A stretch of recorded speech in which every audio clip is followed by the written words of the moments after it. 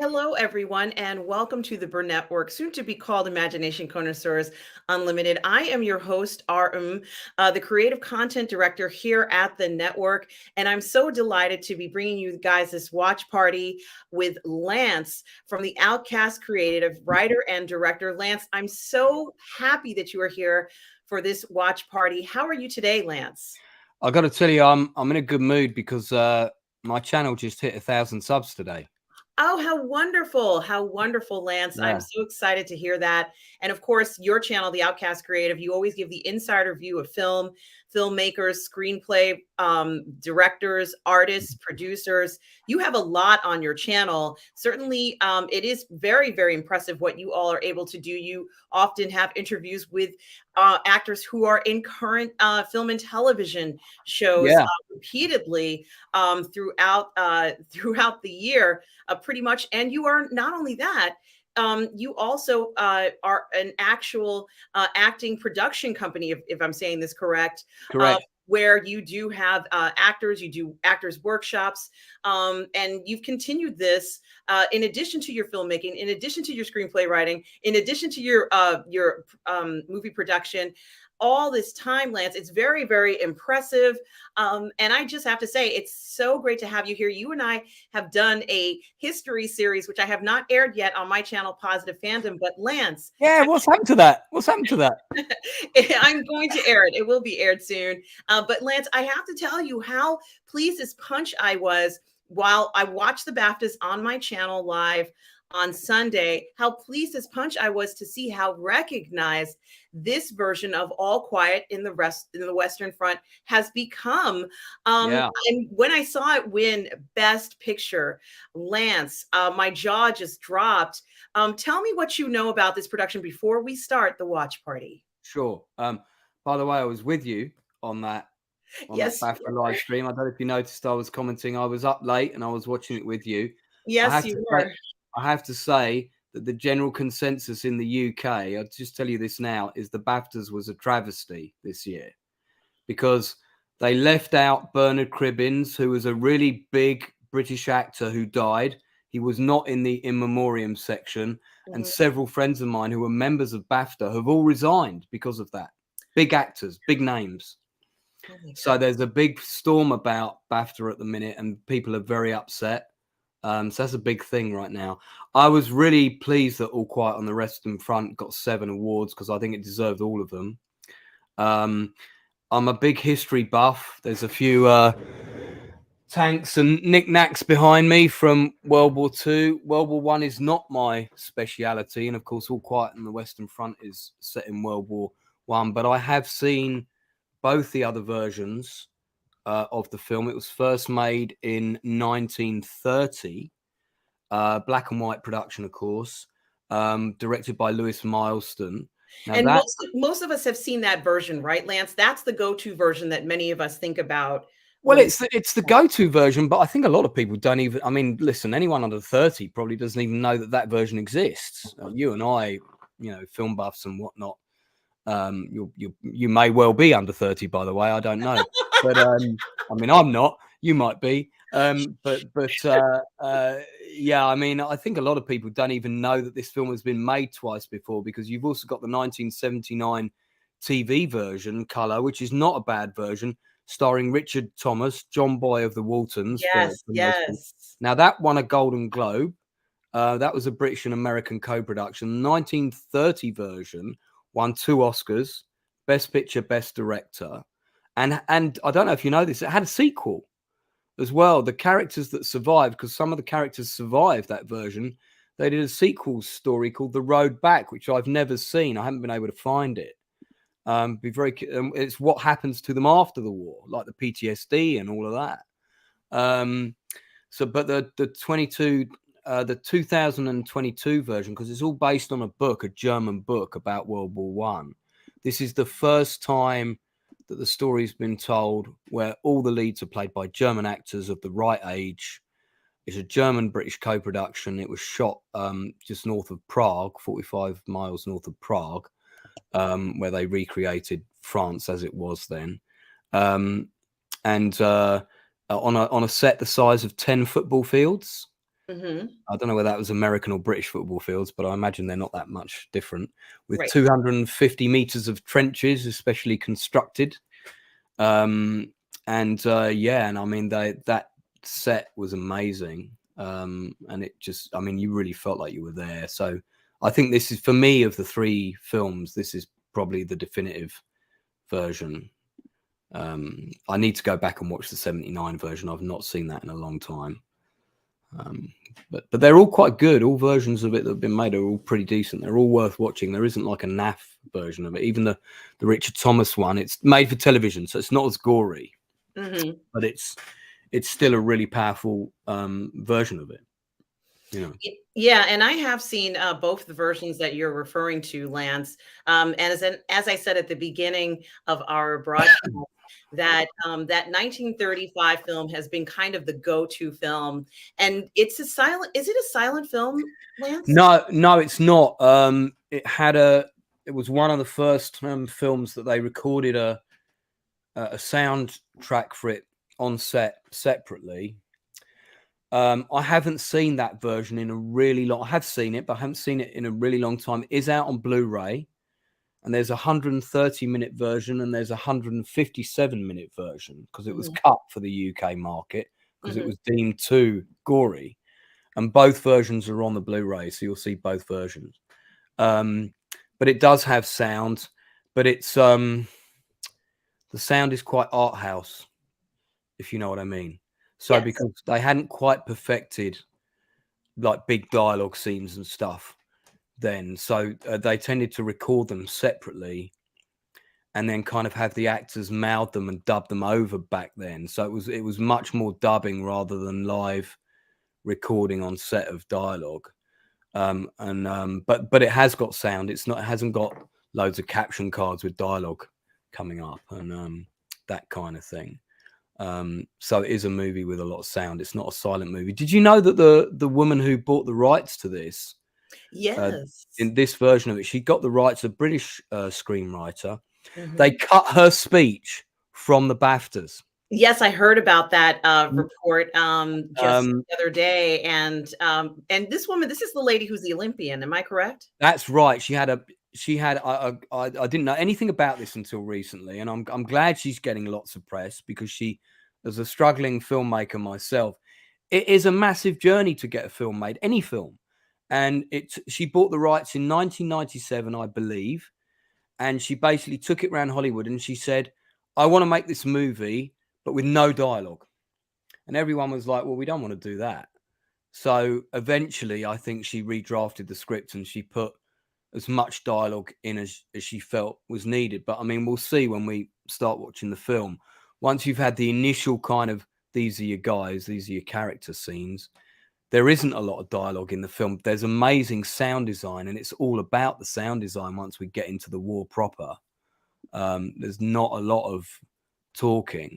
There's a little bit, but I think eventually she was forced to compromise. I have to say, I don't think the film would have been as good. It would have been perceived as a kind of art house, wacky nouveau, you know, okay, there's no talking in this film, but it looks really good.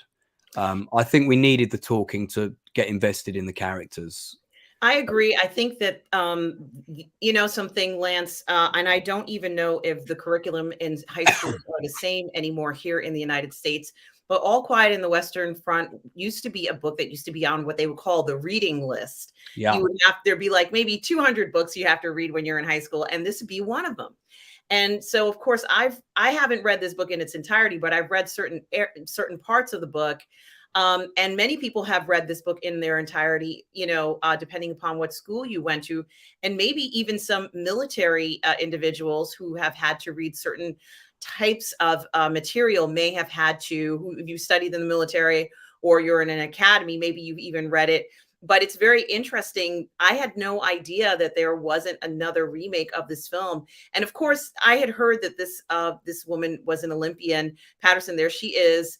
And I had no idea about the speech being cut off. But what I do know is how, just honestly, Lance, this film looks incredible. And between, you know, looking at what they've been able to do with the production, and they've won awards practically for every category. Yeah. predicted that they were going to win for cinematography when I first watched the film in November of 2022 because it looked so incredible, because of what they were able to accomplish. And I also, had a lot of questions. I did review this film with another PGS member by the name of Darth Plato. Yeah, I know Darth Plato. Well, I mean, I don't know him, but I know who he is. Yes, and I did show it here on the channel, but I wanted to do a live watch party because I felt that this film in general, this particular story in general, deserves more attention. It did win the Best Film Award, Best Non-English Language Award. The list goes on at the BAFTAs. But Lance, for something that's historical, this era, and I'm guessing, has just been incredibly neglected. Just like so many other war eras, we don't see as many films and perhaps shows about it. I have to give this woman so much credit for, what did she work on this for 16 years trying to make it come to fruition? It was a long time. And, there's quite a few films out there that have had, 10, 15-minute journeys to get them to screen, and how those people maintain that, ability to keep going without going insane it's a real challenge, because I worked on a film for a really long time that it was all going to happen, and then it didn't. And it was also a war movie. It was a true story, Pegasus Bridge.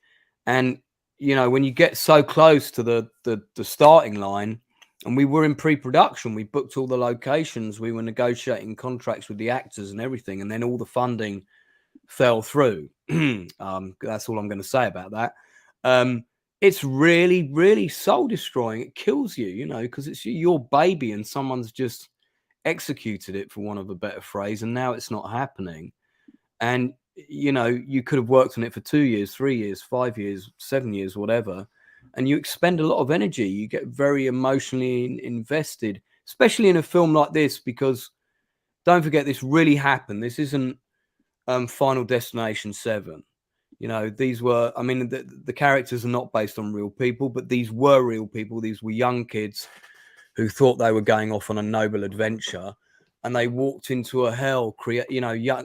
Young men are always, wars are always fought by lovely young men and caused by terrible old men. There's a phrase, something along those lines. And the First World War was supposed to be the war that ended all wars.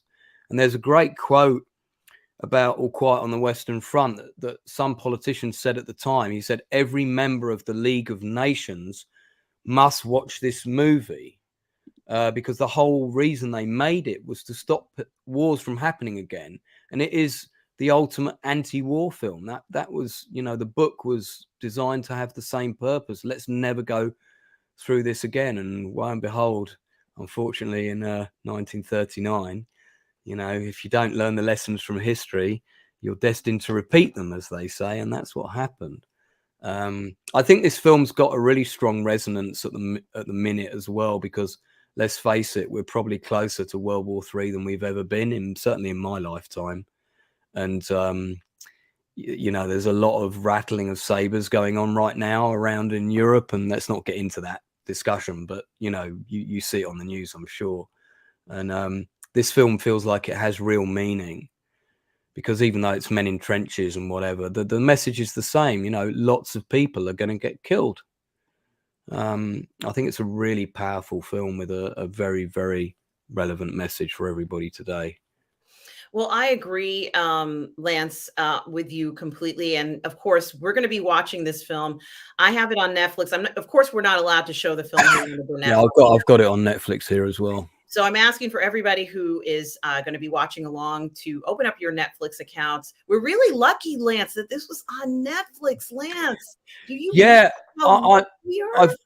I just realized today that it's actually on at the cinema. Literally, I'm lucky. I've got a cinema 500 meters from my apartment, and it's on there. And do you know what? I'm going to go and see it there, because I really want to see it on a big screen, because it's definitely a film that you should have seen in the cinema, really. But it had its debut on Netflix. But Lance, I think we know what's going to happen in regards to this film. Aside from the awards, aside from the accolades, aside from everything else, this is going to now take position in a lot of classrooms, You know, in a Yeah.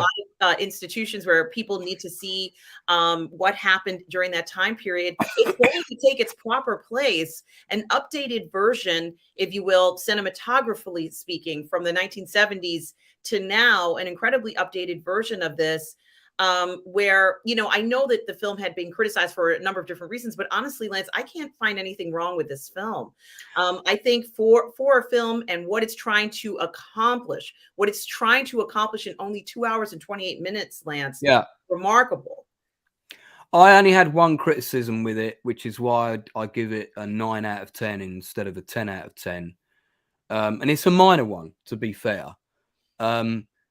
I would have liked one more scene, only 2-3 minutes, with the guys before they signed up, because the time between here are your guys, here are your friends, and now we're in the war and we're all wearing uniform. And I know they pick the actors very well. You've got a guy with glasses, slightly chubby guy. You know, they do all look different, because when you put actors all in the same military uniform, they tend to all blend a bit. That's why Ridley Scott had everybody's names on their hats and lapels in Black Hawk Down, so the audience could tell the difference between the characters in the different scenes. I would have liked one more scene with them in civilian life, just so I could get a bit more invested in who they are, so that when they were dying, oh shit, we've just lost that guy. I lost that a bit because I didn't feel like I had enough. The lead guy, sure, but I didn't feel like I had enough time to get to know the rest of the guys. And I just wanted to be that bit more emotionally invested in them, so I felt their loss when they died. It's a minor thing, because I think the screen time was spent appropriately where it should be, which is on the horrors of war. But that for me was the only thing that I would have liked changed. And I hear what you're saying. I certainly am. There is no right or wrong to this question, Lance. No. But I do want to just say that to everybody who's watching, and I know everybody has different opinions about what they think should be in there. For 16 years of your life trying to get a film made, you know, I just think that this is such a huge accomplishment and so important Yeah. in world history, so incredibly important for this woman this Olympian who wasn't going to let anybody tell her, no, this is going to get made. And, you know, something, I think it's an inspiring story as well, aside from the message, aside from the difficulties, because as far as I'm concerned, these are the most difficult types of movies to make, Lance, mainly because they are actions that require sometimes explosives, that require, you know, sometimes you don't have a whole bunch of explosives to detonate. You know, there's all sorts of these things that you have to recreate in real life, and it's expensive, right? It's expensive to do those things. Yeah, I mean, I can tell you as a filmmaker, if you're using practical effects, real explosions, squibs, blood, all that kind of thing, you know, I mean, so one paratrooper costume, boots, helmet, combat kit, webbing, rifle, bayonet, all of that stuff, entrenching tool, you know, water bottle and so on. I think it was about £450 for us to kit one actor out in all of that. So I can tell you, for a World War One costume, the price is going to be pretty similar, although of course you're going to buy it on bulk. And then if you look at the making of All Quiet on the Western Front, which is also now out on YouTube, you can watch it. It's a really great Yes, yes. 14-minute film. Maybe we'll come back and do that again too, Lance. Sure. I mean, there's a great bit with the costume department where they talk about how they had all these different sets of costumes for, this is for, you know, before they have their first battle. These ones are for after they've had their first battle. And then these ones are for kind of later. And of course, the big thing with the trench warfare was you got caked in mud, everything flooded, and it just became this horrible kind of quagmire of death. So I think they had something like around 1,000 costumes. They had a lot of extras. By the way, interesting tidbit about the 1930 movie. After World War One, a whole load of German veterans emigrated to the United States, and a lot of them ended up in California. And they had about 400 World War One veterans on the set of the original 1930s All Quiet on the Western Front, some of them playing Germans. How weird is that? That is unbelievable. Yeah. That is so unbelievable. And I also wanted to mention, Lance, the film is available with a number of different choices. You can listen to it in German. You can listen to it in German with English subtitles. You can listen to English. You can listen, you know, there's a bunch of options. For me, honestly, Lance, and I've actually spoken to Darth Plato about this. It does have a different feel when you listen to it in German with the subtitles. It does have a different kind of feel to it. So I'm not saying everybody has to do that. I have watched it in English many times because I had to, because I don't speak German. But I did want to mention that there are some cultural things in it that come across very differently, and reactions even that the dubbing does not necessarily give us that same intention. I can't stand watching foreign films when they've been dubbed. I remember when I bought Stalingrad, which is produced by the same guy who made Wolfgang Peterson, who made Das Boot, who I think passed away last year, I think.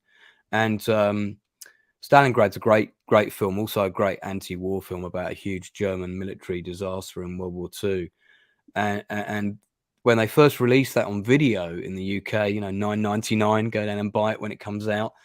It was the dubbed version. I got it home and I put it on my VCR, and I was so upset. It was like, had all these, "Hey Joe, when are we going to the front?" You know, really like jarring voices that didn't capture the real. And I'd seen it in the cinema. I went to the cinema to see it. This niche art house cinema called the Curzon that always showed these films back in the 90s, and you know, and I was expecting to see the same version. I know some people don't like reading subtitles and it strains their eyes and whatnot, but you're right.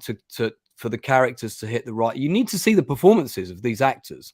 I mean, these actors are phenomenal, especially the lead guy. He is just absolutely incredible, and I mean, God, they put him through the paces. His name's Felix Camera, just to give him a shout out. Certainly, and everybody who's listening, Lance and I are going to be talking throughout the entire film and commenting on the film. The film is 2 hours and 28 minutes. Lance, do you have your version queued, ready to go? I've got it ready to queued. As soon as I press play, I'm going to dash to the bathroom quickly, if that's all right. Yes, that's fine. I may well do that throughout the movie, but that's quite all right, Lance. So I was going to say we would do a countdown of 3, 2, 1, and press play. Okay. Okay. I'm on 6 seconds. Excellent. Now I'm on 10. Okay. The amusement park logo is coming up. Yes, that's right. I have the exact same visuals. I always find it quite fascinating to see how many logos of different companies come up on films these days. And you see with this one, surprisingly few, because Netflix embraced the idea. They gave them a budget of £20 million, very nice budget, and you can, just goes to show it. You can make a great film with 20 million quid. You don't need 140 million, because you know where 120 million of that 140 million goes on the Rock's salary. That's where that goes.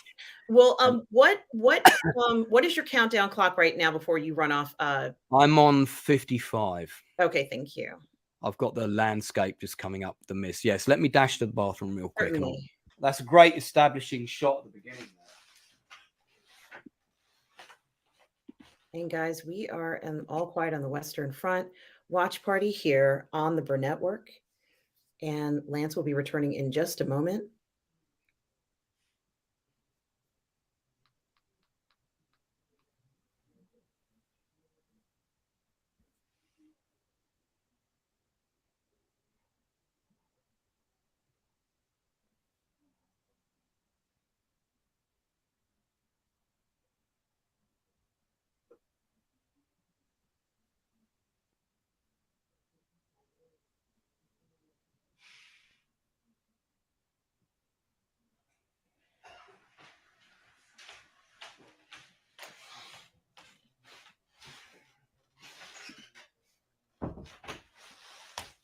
Right, I'm back, and I've done that shot in one of my movies. Lie on your back with the camera shooting up at the trees. Mm-hmm. And what is your what timestamp do you have now? I'm on 2:10. Okay, great.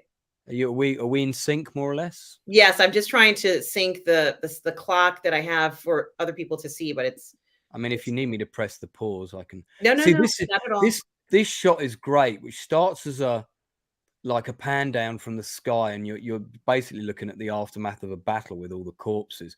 And when you first see the shot, it almost looks like a weird painting, and you can't quite tell what it is.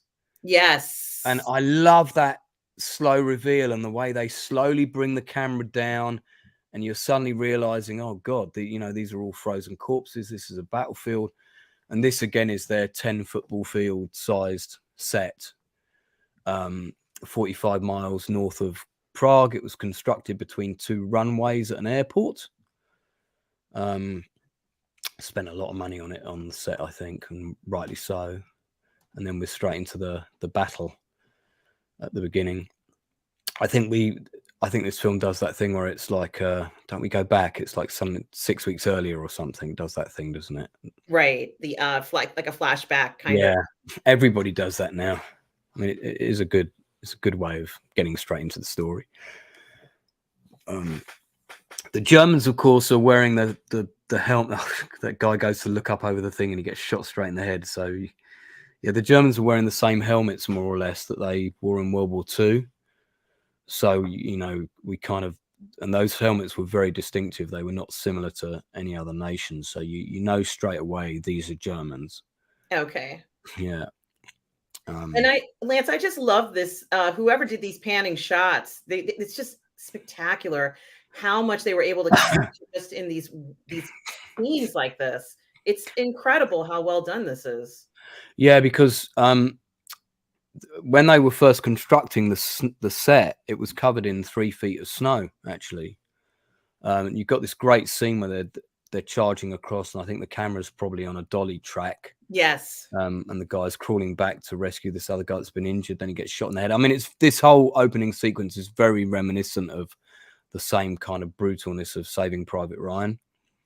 You're straight into the horrors of war. We're not messing around. The attention to detail on the production design is incredible. I mean, everyone's covered in mud and crap, and no one's got a clean face. It's pretty consistent, and it looks time appropriate. Nothing seems out of place. Out of place. There's absolutely nothing that seems out of place in this film. Yeah, I mean, one of the things that's incredible about this movie is the production design, the art direction, the costumes. Well, I mean, there were so many things to praise it for. The acting, of course, is just absolutely first class. Even the guys in the small roles. I love that bit where you've got that soldier, he charges in, and he's not even using his rifle. He attacks somebody with an entrenching tool, a spade, Whatever he has at hand. Yeah, and then boom, all quiet on the rest in front, and we're somewhere else, and we've got a pile of bodies. And I think this is when they're shipping off people to be kind of identified and sent home. I mean, it's so weird because I remember reading somewhere, like in a single battle in World War One, in one day, the same number of soldiers died as in the entire Vietnam War. So you're talking, it's not thousands of guys just charging forwards into machine gun fire. It was crazy. There weren't really any tactics as such. Mm-hmm.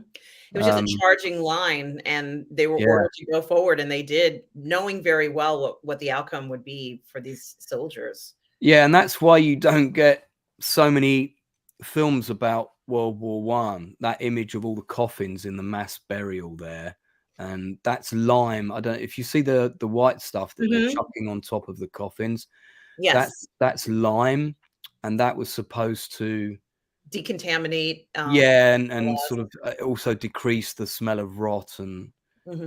I mean, all of these images are really graphic. Yeah, they're really, but they're so powerful, though, in the way they're staged, and I think they shot these scenes with the building. I don't think it's a fully constructed set. I think they found a derelict farm, and they redressed it to look similar to a French design of that period. What is your timestamp now? My timestamp now is 7:07, and I'm looking at the women stirring the water and washing the blood out the clothes. Okay, so I think I have it pretty close. I made another thing that we could share just so that people. I'm not going to put it up every single minute, but I have a count up clock. I can always pause for a second if are you lagging behind me slightly, or no, I'm not. I think we're on sync. It's the thing that's getting me is trying to sync that count up clock. We're in the same exact sync on the movie. It's just that it's like a YouTube count up clock, and you'll see it in a second. So you've now got, I mean, this was a great scene. One of the things that's really good about this version is it shows a lot of things about the war that you've never seen in any other film. So, you know, they strip all the dead bodies from the battlefield. They wash all their uniforms to get the blood out of them.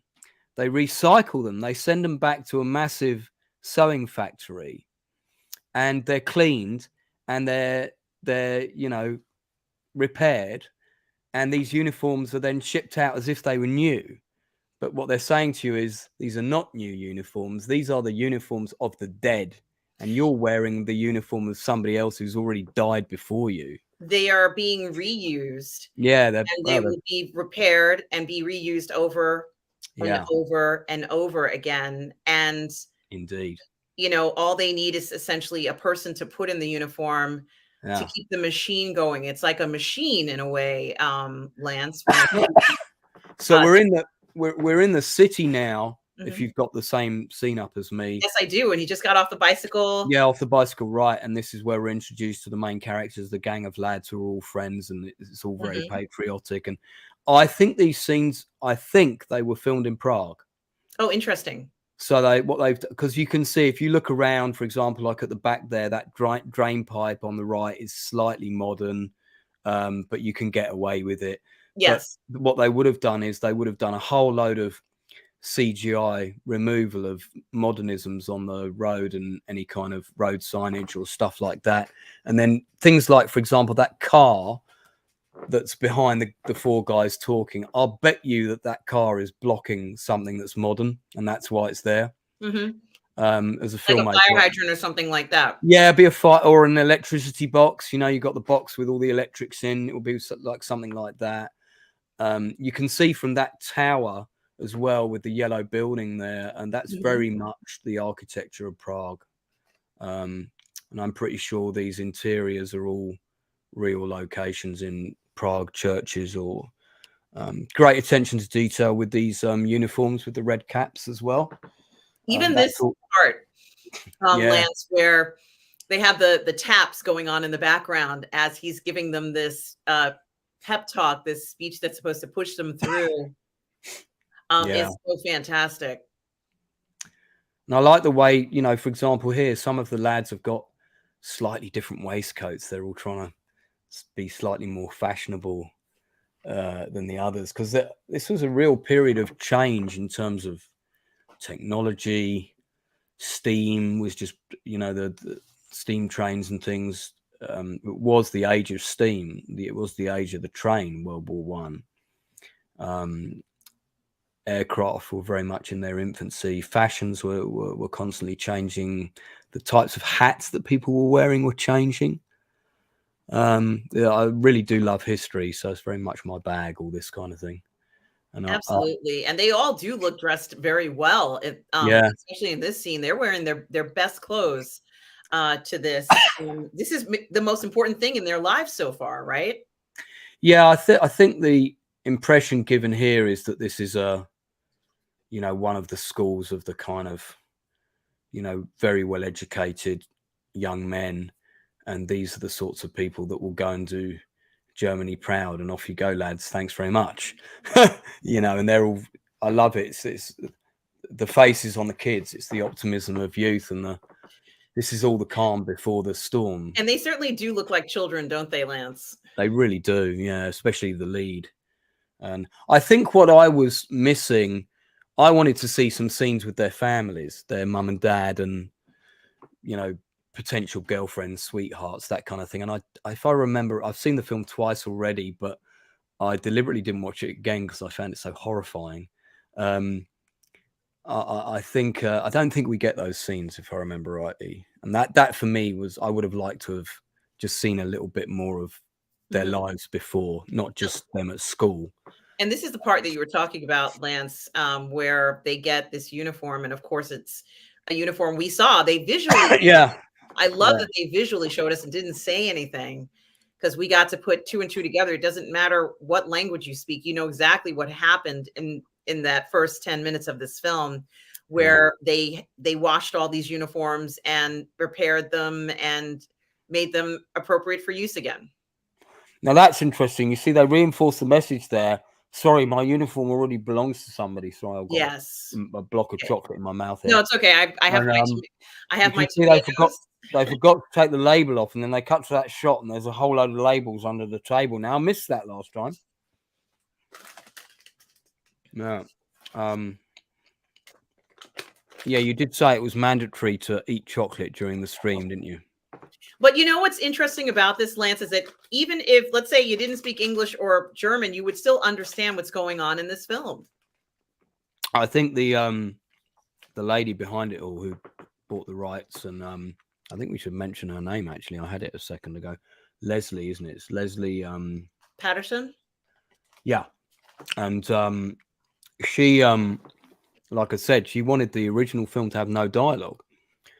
And it is very much a visual movie. I mean, every shot, more or less, in this film, with very few exceptions, makes a big statement.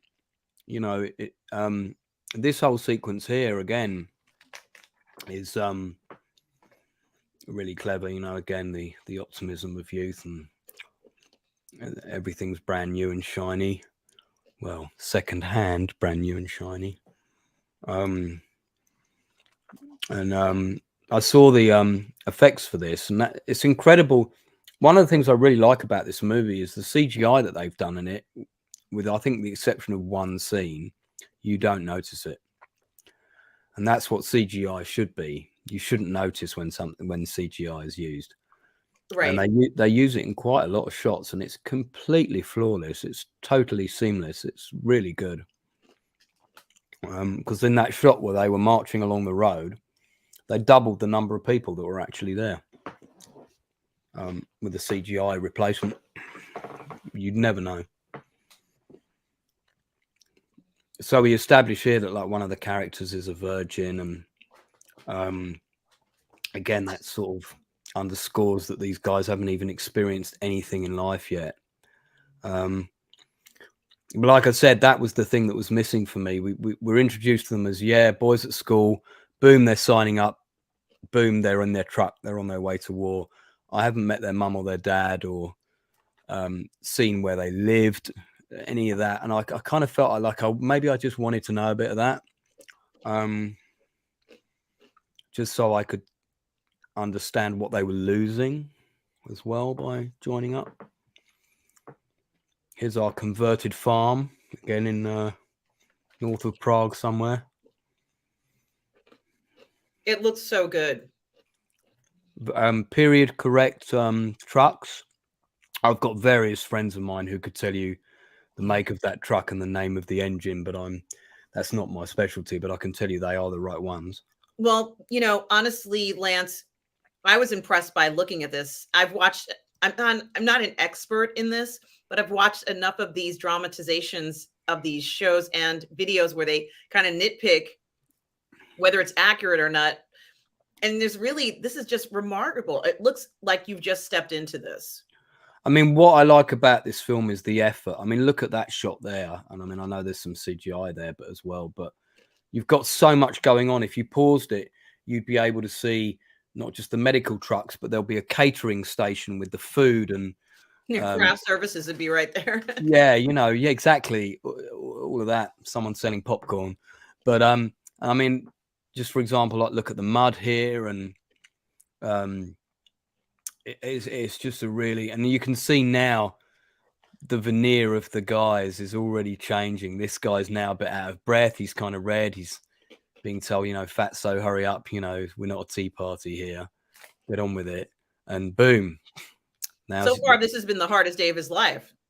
So in the book, if I remember rightly, because I have read the book, it was a long time ago, one character of their squad dies before they even get to the front. And that scene is in one version of the movie. I think it's in the Richard Thomas version. I can't remember a character dying before they got to the front in this version. I might have missed it or just forgotten about it because my memory is terrible. But Interesting tidbit. My grandfather, who served in the trenches of World War One, and at one point I saw all of his photos of his platoon and everything. Really affected him, by the way. He had that gas mask in a box in the attic, and I found it. And as a kid, I was forever wearing it, pretending I was a bad guy from Blake 7. But it was his gas mask from World War One. He still had it. Yeah. Yeah, it's He was interesting you talk about that, and I think it is interesting to talk about family histories and World War One. My grandfather also was in World War One on the British side, so it's very interesting when we kind of think about something like this. He was a teenager. His brother Oliver, who was a doctor, enlisted, and he wanted to enlist, but he was only 14, but he managed to enlist. right. And they both came home. So they were lucky. But I never forget that story because it just the idea of doing that at 14, and we kind of saw that in the beginning of this story. He wasn't of age, and his parents would have said no, but he A managed.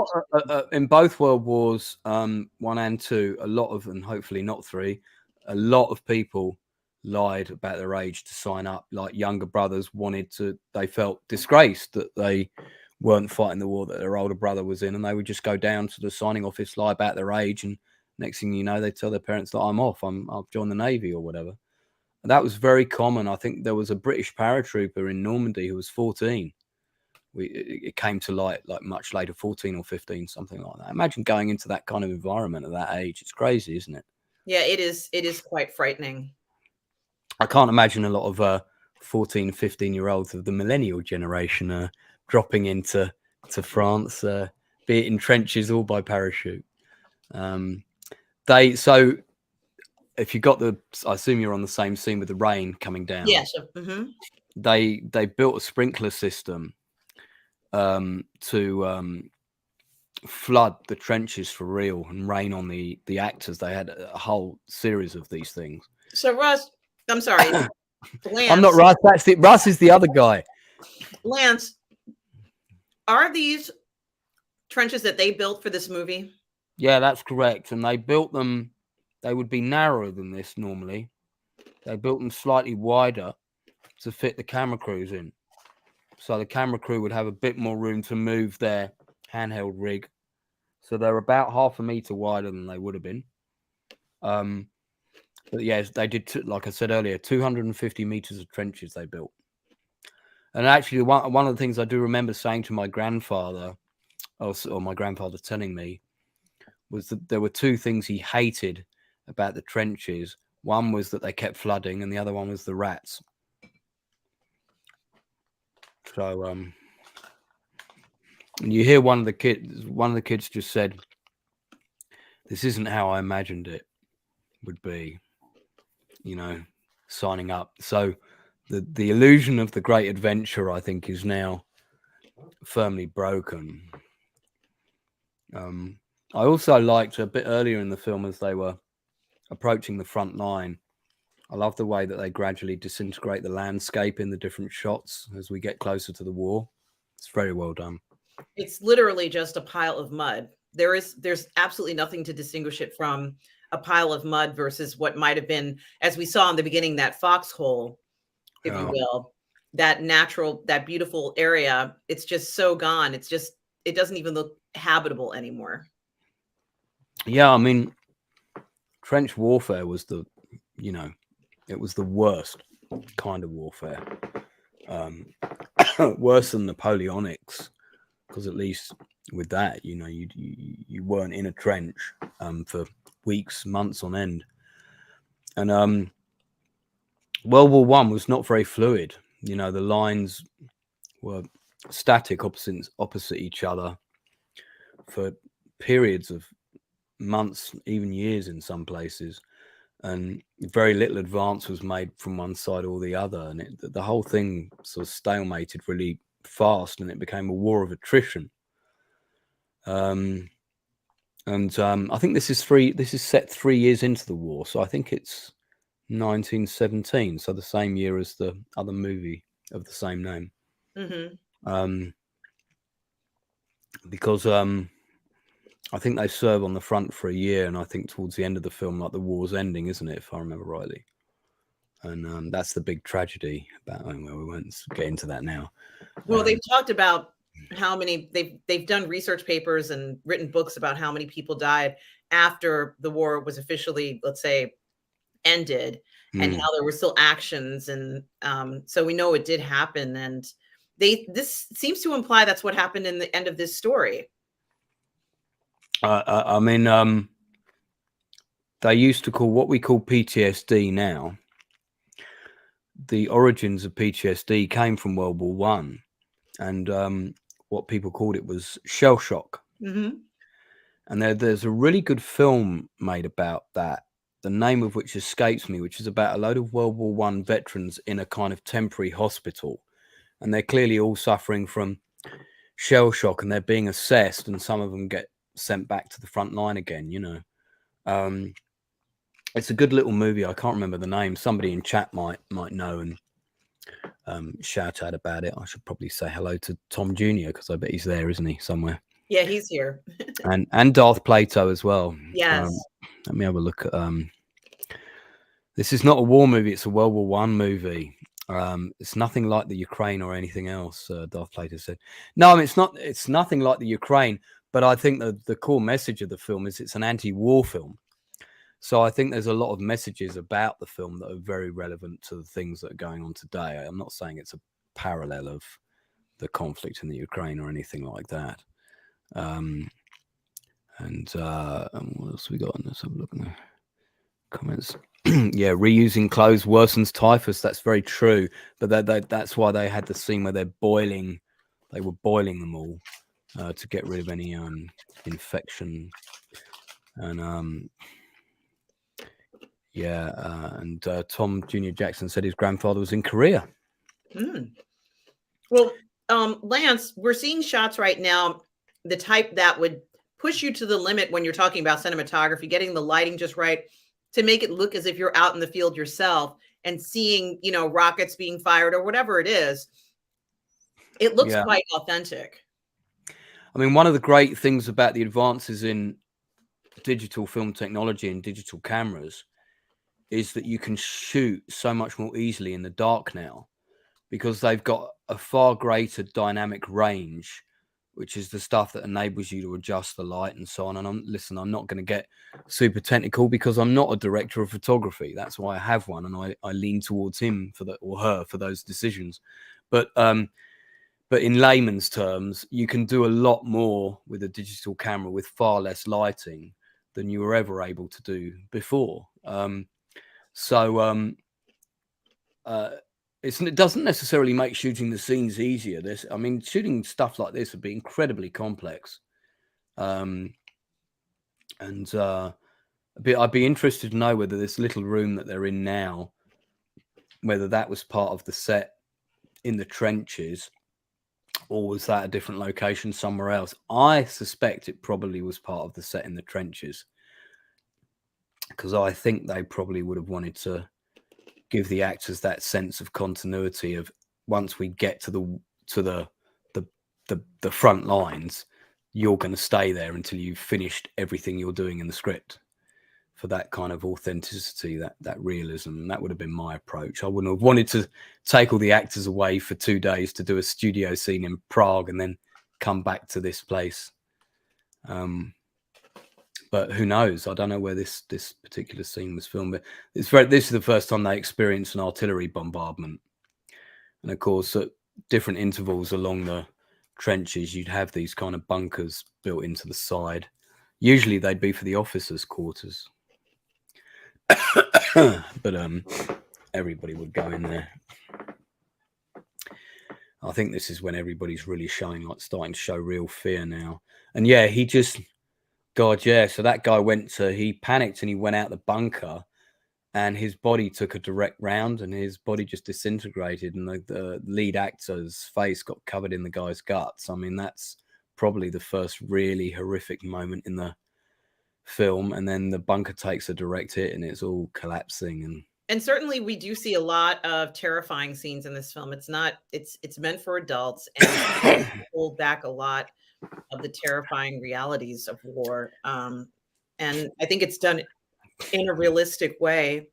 Yeah, I mean, very deliberately so. It, you know, look, the book was written as an anti-war book because of what happened in World War One, and the guy that wrote the book wrote it because he didn't want it to be repeated. So I think if you're trying to show people the real horrors of war, you have to show them. You can't dilute them if that's your intention of your narrative, and that certainly was the intention of the book.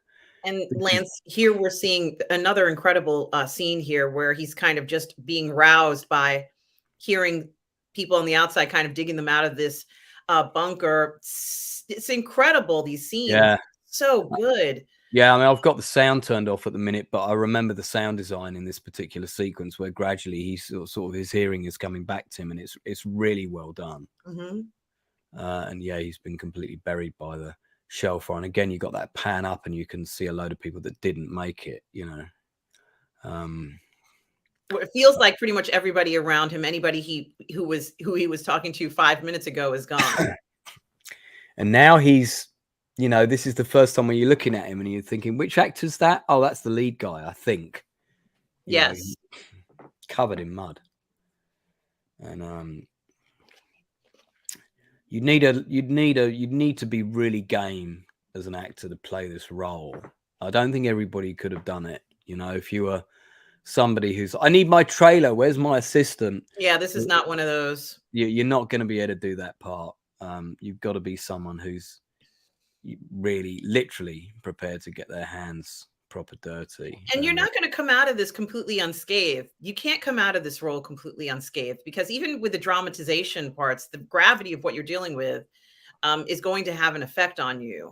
Yeah, I had that very same conversation. I went to see a play about the Grenfell fire in London just 2 days ago, and I was talking to one of the actors, and there's a term for it, something like emotional transference. And if you're involved in a certain project that's about a true story, that's about something that's really powerful and emotional and tragic, often that the emotion of that journey of what you're conveying, you kind of absorb it, and there's a kind of penalty to be paid there. You know, you do take it on. You have to, really. It's part of the process if you're going to do an authentic job.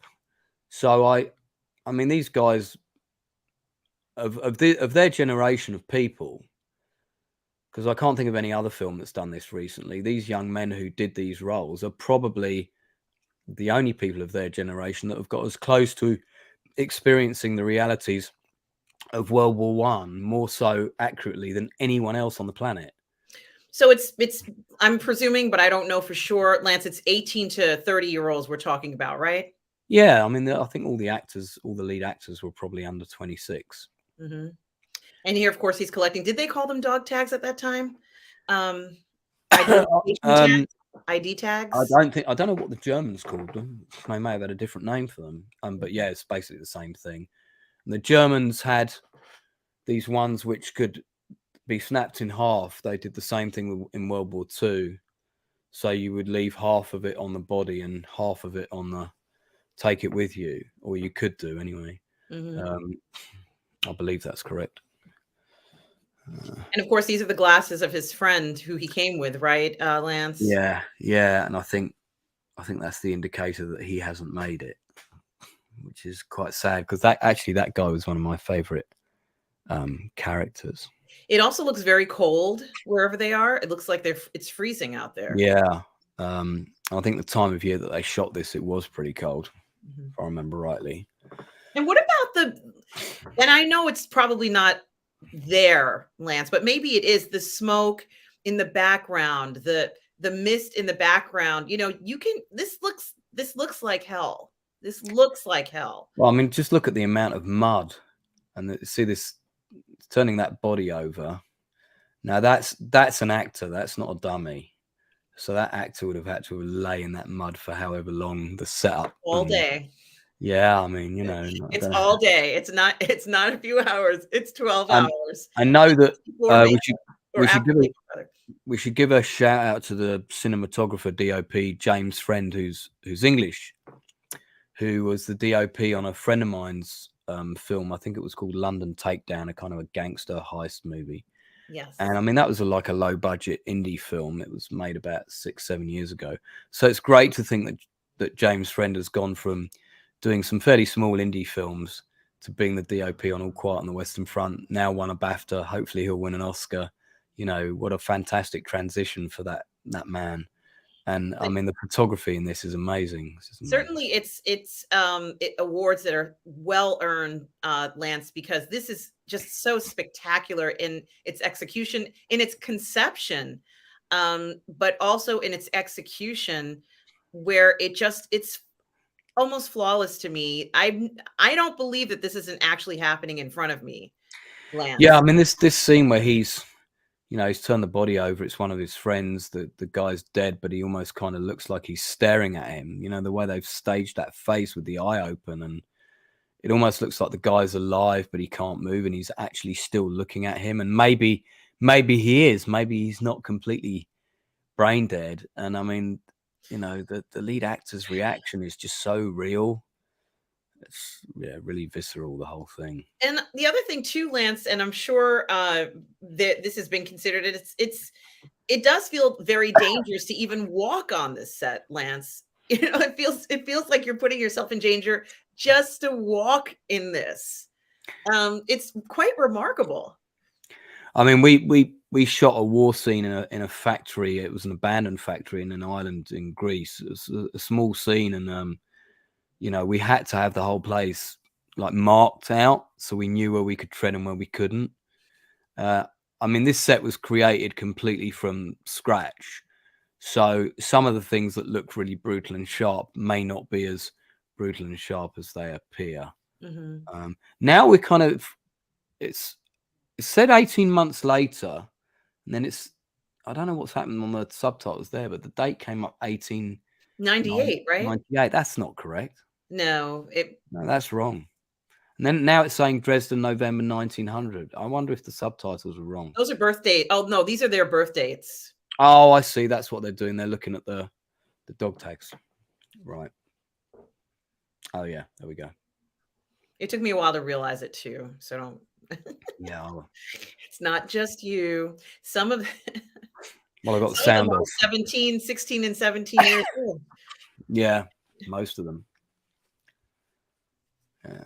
I mean, this is, yeah. So here we go. Supreme Army Command, 1918. Last year of the war. World War One. Oh. Now Yeah, because I'm sorry. They also won no, for go on. best sound. For best sound, they won Yeah, for best sound. yeah. I mean, I haven't got the sound on now, but that was when I watched the film the first time. That was one of the things that really struck me about the sound. Here's one of my favorite German actors who's been Yes, in many films, including Rush. People probably remember him from Rush. yes.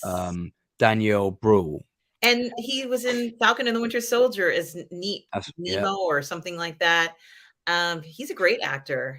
he's first class, and I tried to get him for Pegasus Bridge when we were casting that. It was the film that didn't happen, to play Hans von Luck, who was a famous German tank commander who actually was very crucial to the victory in France in World War II, led Mhm. the charge to the coast.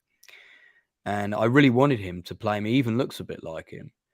And we threw a number at the agent, and the agent came back with a much, much bigger number that we couldn't afford. And that was the end of that conversation. Well, I've been also watching him in a mini series called The Alienist. I haven't seen that. Is it good? Yeah, it's fantastic. If you like kind of dark things, it's a good show. I enjoyed it. Dakota Fanning is in it, and he's in it. I love Dakota Fanning. I think she's Then amazing. you would love The Alienist. I'm going to add that to my list of things to watch. Yeah, it's in something like 1870s New York, I believe, is the time period, but it's so good, Lance. You would enjoy it. He's almost numb in some of these shots, Lance. I think he's on leave here. like, you know, a few days away from the front. But yeah, I mean, he's because don't they try and steal a goat or a chicken or That's something? what the scene is from a French Yeah, I from remember a now. French home or farm or Yeah, whatever it is. and yeah, so they're obviously on leave and away from the front for a bit, and it's Yeah, kind of there's no store or anything. They just have to go to somebody's house and see if they can pick up some extra food. That's what this is. yeah. Have you ever seen a World War One movie called Aces High?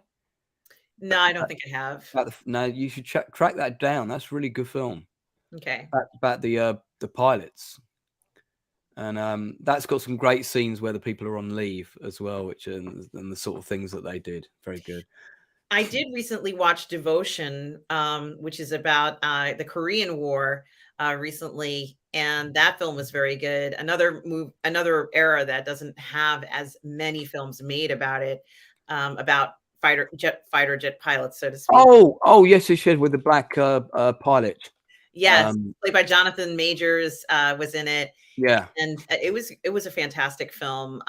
It's interestingly enough, when they made that film, the team said that they didn't care how much the film made. All they cared about was the fact that the film was made, and that was their goal. Yeah. Yeah, they were good about getting it. Their attention to accuracy was very good in that movie. Mm-hmm. See, I like the way here, even though they're on leave, they've had no opportunity to clean their uniforms, and the No. other guys in particular is like completely caked in mud. Yeah, and the farmers are not too happy with them stealing their. Is that a goose? That's a Yes. goose. Yeah. He's very lucky he got away. Yeah. Of course, we know that there's somewhat of a different outcome later on. But I mean, in World War II, the German soldiers would have just gone in there, taken what they wanted, and if the farmer had come out with their shotgun, they would have executed him on the spot. World War One was completely different. You didn't have the SS and that kind of we're superior to everybody else in Europe mentality with the soldiers. It was different. It was the reason that they were fighting was not the same. And of course, everything's bivouac here. There's no facilities, right?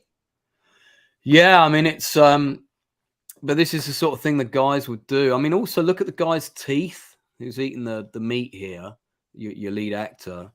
You can see they've stained his teeth. When you first saw him and he was smiling in those earlier scenes, his teeth were perfect. Now they're all, if you see, and I don't know if they're going to show them again, but yeah, they're Well, it all doesn't done. matter. The next time that I see the film, I'll look for that.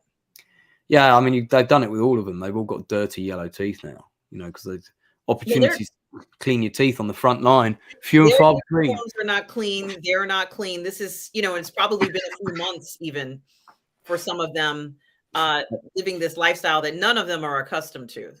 I think they've been on the front for about 7 months now, Mm-hmm. because they arrived in the middle of 1917. It's now 1918, and one of the things that's nice about this scene is it shows the sort of thing where they haven't laughed in such a long time. They haven't had any joy.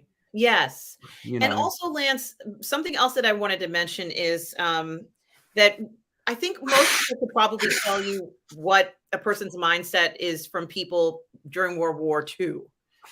But what was the mindset like, for example, in World War I? And I was kind of speaking with Darcleo about this before, about nobody really even knows what war would be like necessarily at that time, unless you were a soldier, right? Unless that was your career.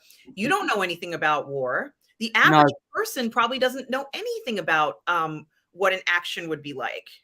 No, indeed, because trench warfare was, World War I was really the first time. I mean, it was not the first time it was ever used, but it was the first time it was used en masse by numerous countries. It was the tactic that was kind of employed by everybody, which is why the war grounded to a massive stalemate everywhere. And I mean, the major war before this was the Napoleonic Wars. So you're going back, Battle of Waterloo and all of those. That's a long time. So, I mean, these kids wouldn't have been alive when those wars were fought, line up across the enemy and fire at 200 yards kind of thing. So this was new technology. It's the first time you had machine guns. The reason they all had gas masks was because early in the war, quite a lot of mustard gas was used. I don't know if you know about that. Yes, I do. Unfortunately, my grandfather was exposed to that. So, Yeah, yeah. and I think my grandfather said it killed several of his friends, you know, who didn't get their masks on in time. They used to fire it with mortars, mortar rounds, Mhm. and would make your lungs dissolve. Really And horrible weapon outlawed by the Geneva Convention. yes, and we're going to talk about weapons for sure. Lance, Hell Sal, thank you, Hell Sal, and Darth Plato. We do see all the comments you were making as well. Hell Sal says that it's called a Hundemark equals dog tag, so Oh, it's the same. thank you, Hellsal. Yeah, very good. I'm not. Listen, I don't pretend to know everything. Anyone who does would be an idiot. Yeah, there's a sequel book as well. Now, And Tom, Tom I Jr. didn't know there Jackson, was a sequel book. I didn't know there was a sequel book. I didn't either. And Tom Jr. Jackson says that he has the audiobook to The Alienist. Tom, do you watch the show? I says, I love that show as well. It predates what we're watching now, but it certainly is an amazing show, especially if you're a fan of New York at that time period, like I am. How many seasons is that? I believe it's either 2 or 3. Um, yes, and I can't remember who's producing it, but it's called The Alienist, and apparently a very popular book series since he's listening to the books. Something else, Lance, that I think is very interesting, where they're talking about women, and let's just be honest here. As you said, many of them probably weren't even really around very many women at all, let alone girls. They probably never even had girlfriends, let alone anything like that. It was very different being a teenager during this time period versus even 1950 or Yeah. excuse me, 1940, 1930. Very different, where teenagers might have boyfriends and girlfriends. But during this period, Lance, it was not common, was it? No. Hey, Bill Barkley, also who's just joined the chat, said hello. No, I mean this is the era of courting. Do you remember the word courting? Where Yes. you would have to go to the family house, a bit like what happens with Mel Gibson in Braveheart. You know, can I take your daughter out for a ride today? That could have all kinds of meanings. But and often there would be a what do you call it, a chaperone. So teenagers would very rarely go out on dates on their own in this kind of time period. It would normally there would be like a town dance, and that's where people would kind of meet, and initial romances might be formed. But I mean, people having casual sex at a young age, unless they went to a brothel, was extremely rare. There were a lot of fathers who paid for their sons I mean, this is a known fact with World War II, especially, who paid for their sons to go to brothels before they went off to war, so that they lost their virginity before they went to war, just so that they'd done it, and the dads would take them there. And but you don't get any of their kind of home life stuff, but there's a lot of information about that in the few dialogue scenes that we have. So you get a sense of their lives. I mean, maybe we didn't need those scenes. I would have quite liked to have seen just one family scene, maybe even just with the lead guy. But and there's stuff about letters from home and that kind of thing. I mean, letters, that was another thing my grandfather talked about. All people talked about when they were serving was letters. Is there any mail for me? And that was all about morale, and that's why the army always made sure that the letters got to the front, because it was so vital for the soldiers' morale to get letters from home. You know, and of course, the letter you didn't want to get was the Dear John letter from your girlfriend telling you she'd gone off with the baker or whatever. Well, let's also look at this approach, and this is so important, Lance, and I think Darth Plato and I have talked about this once or twice, but the idea of literacy in this time period versus Yeah. World War II literacy. I don't necessarily want to say, well, 20% or whatever. Was it more common that, someone who might be fighting in this war might be illiterate? Like, I'm guessing this gentleman might be. Extremely common, because the majority of the people who were forced to sign up or did sign up were the working classes. I mean, the officers all came from the upper class. That's how it worked with the British military and the German military. And all the German officers, they all came from German aristocracy or the lower families within that network. And you'd often hear of the cavalry units always came from Prussia, which was part of Germany technically. And oh, he's a Prussian cavalry officer, And, oh, well, if he's a Prussian cavalry officer, he must be quite posh. He must be quite wealthy. And so there was all kinds of myths around those things. But the guys on the front line, the majority of them, would be the guys that were working in the factories or bin men, or same in World War II. And yeah, I mean, it was quite common that a lot of people couldn't read or write, in fact, and people would help them or teach them. And you'd always have somebody there's that great film Glory. I don't know if you've ever seen Glory, the one about the first Black Regiment in the American Civil War. Brilliant film, fantastic film. There's a great scene in that where, there's only one guy in the whole unit that can read and write, and he's teaching everybody else, because all of the other people that were in the unit were slaves, so they never had any education, quite deliberately so. So there's a lot of parallels there. Keep the working class uneducated so that they just do the menial jobs. We don't want them getting above themselves. That's always kind of how it's been. Of course, it's different times now, but this is quite a nice scene, because this is probably the longest dialogue scene in the film between the two characters. And the actor, I don't know his name, who's on the right with the mustache, who's talking to our lead. There's his yellow teeth again. Yes. I mean, you can see he's beautifully playing his mental anguish, and how fragile his state of mental health is. He's kind of borderline crazy. He's shaking. And I think he was talking to. Yeah, they're both talking while you realise after a while they're both talking while they're having a poo.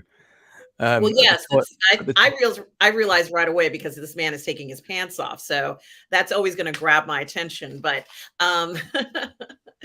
I wasn't watching out for that, but it was quite funny. You cut to the wide shot, well, and you realise they're sitting on this bench. I noticed that right away. I'm like, why is he taking his pants off? You're on that, all right. You're always looking out for those. I sure am. Yeah. What's that?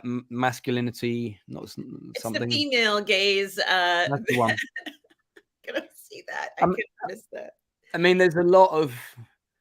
I think we tend to forget about these moments of kind of humanity, and the characters are sort of trying to recapture the important things in life that are not to do with the war, and trying to keep a sense of self. And this guy's got, I can't remember where he got this from, but he's got like a lady's scarf. I think Eloise, this woman that he met, or she sent him a scarf or something, and it smells of a woman. It's got that, it's got that scent, and they're just both like, oh yeah, this is great, isn't it? Smell this. This is amazing, because that's something tangible that's not to do with the war, that they can hang on to and feel human about. It's so funny how these small tiny things could mean so much to somebody when you're literally living in hell the rest of the time that you're on the front. This is so that, again, they're all on leave here, I think, and there's a bit of schoolboy antics of people stealing things and that kind of thing. So I'm back on the front line now with the man blowing the trumpet and coffins. I'm streaming ahead of you slightly. I'm on 52 minutes. Well, I couldn't get this to the right time. So you're saying Okay, it's so 52? Let's see. well, we're close. We're close. A minute. Okay, 52 minutes. I just tried. For some reason I could not. Is it on 53 now? I'm on 52:20 at the minute. Okay, 52:20. I've got the office, the stroppy general in the car. Okay. And Yes, I do see that. That's what I have is on my phone. and again, we're passing a lot of burial pits and. Oh yes. So I guess who was even unfortunately there were a lot of casualties. And how were the casualties handled? We can see people being buried, but where? Yeah, I mean it was in World War One. It was for the majority of the time it was mass burial pits all the time. Great shot there where you've got like half a body hanging in a Yeah, tree. that is terrifying. That's one of the most terrifying things I've ever seen. I mean, actually, a film script that I wrote recently, which again is World War II true story. This unit of guys were charging across a bridge and it got blown up by two German Hitler Youth. And one of the descriptions in the after action battle report is that they had to retrieve body parts from the trees because they were, looked up and that's where half of them were. It's just horrible. You've got the train yards here, and I like the way they've got one train that's been bombed. If you look at the train that's kind of broken down, it almost looks like crosses. Yeah. And I'm sure that was done. I think it was done deliberately, in a sense, just so the attention to detail. At least for me, I'm looking at it from a cinematography point of view, Lance. That may not have been the intention, but when I looked at that, it was almost as if it looked like that. It was very interesting how they chose to show these scenes. You talked about the interactions between individuals and how important that is. I think seeing part of the reason why I'm so fond of this film is that we do, and it's true, it's not perfect, but we do get to see interactions that are realistic. This is real, Lance. None of this is like where he's even just getting water. These kind of basic things with the scarf or whatever it is. He goes and looks at the picture on the wall that's important to him. Seeing human nature play itself out, it was be natural. Their reactions to all of this stuff is completely natural.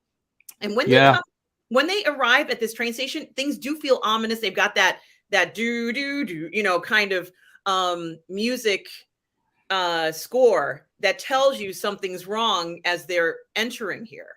And so, it's very interesting to see that as they're trying to figure out that, like, they're looking for this missing unit of recruits, right, Lance? Yeah, and the music for the film was done by Volker Bertelmann, who's not a composer that I'm familiar with. German pianist primarily, and again, nice to kind of have a German composer do what is essentially a German story. Certainly. I think there's a lot of significance to that as well, in the sense of the approach and how it's a lot of the colloquialisms and mannerisms. I think it's fantastic that they were able to do that. Yeah, he also did the score for Hotel Mumbai, which I have seen.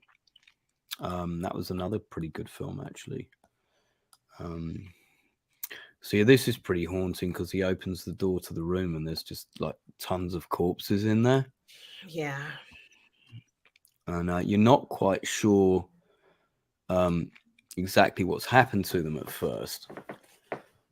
Were they all killed in one go? Were they gassed because they're kind of out of focus? And you just know that there's this deluge of bodies.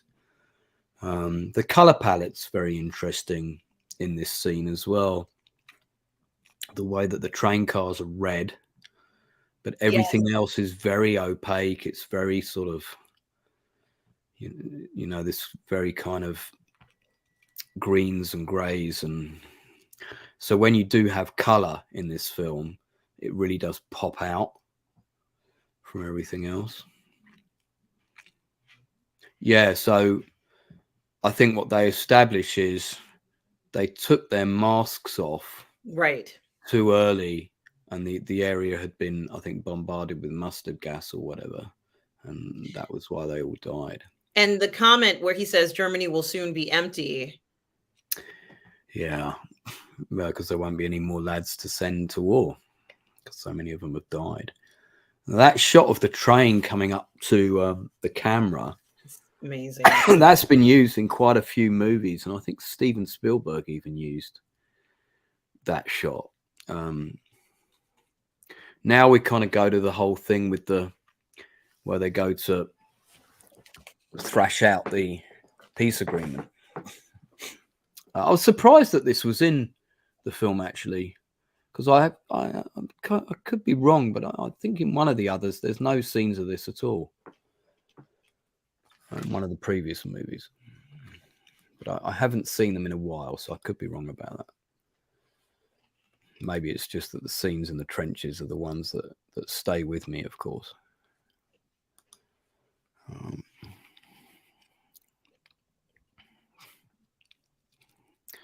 Yeah, such a haunting film, Tom Jackson says, and he's not wrong. Yeah, exactly. Again, I mean, I like, just even in a scene like this, if you look at all the stuff on the table, the different types of ornaments and things, it's all so period correct. Really good production design again.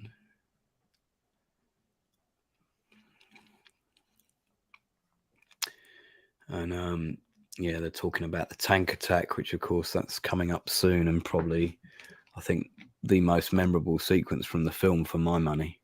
Well, I would say that the tank attack is the most memorable machine scene, but the flamethrowers for me is the most terrifying one for me. That's part of the same sequence, though, isn't it? They're kind of used in I combination. can't remember. Are they? It is. Yeah, they're. I think the tanks and the flamethrower guys are working in tandem. I think part of the same sequence, if I remember rightly. I've watched so many movies and TV shows in the last few weeks, and they all start blurring into one. But are you watching the Mayor of Kingstown? Because if you're not, you should be. That's a great show. Taylor Sheridan. No, I need to watch it then. Definitely put it on your list. Same guy who created Yellowstone, King of Tulsa, 1923, all of those. Everything Taylor Sheridan puts his name on is, for my money, is you. That's a sign of quality normally. You know you're going to watch a good show if his name's on it. It's a very nice, authentic train carriage of the time. So that'd be like a first class carriage, I think.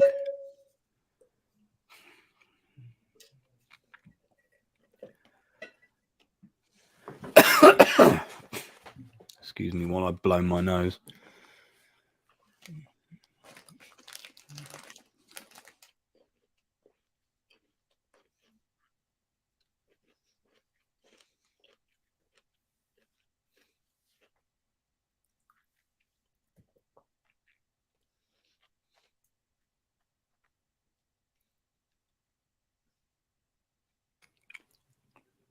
Am I right in thinking when Daniel Brawl looked out the window there, was he looking at the officers of the other side?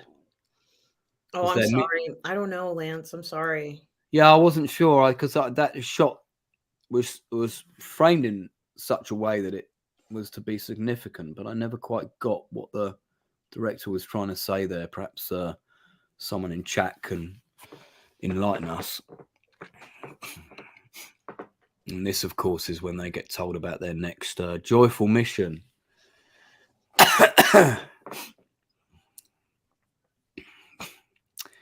You think the Frenchies will wait for you to comb your pubes? What a fantastic line. I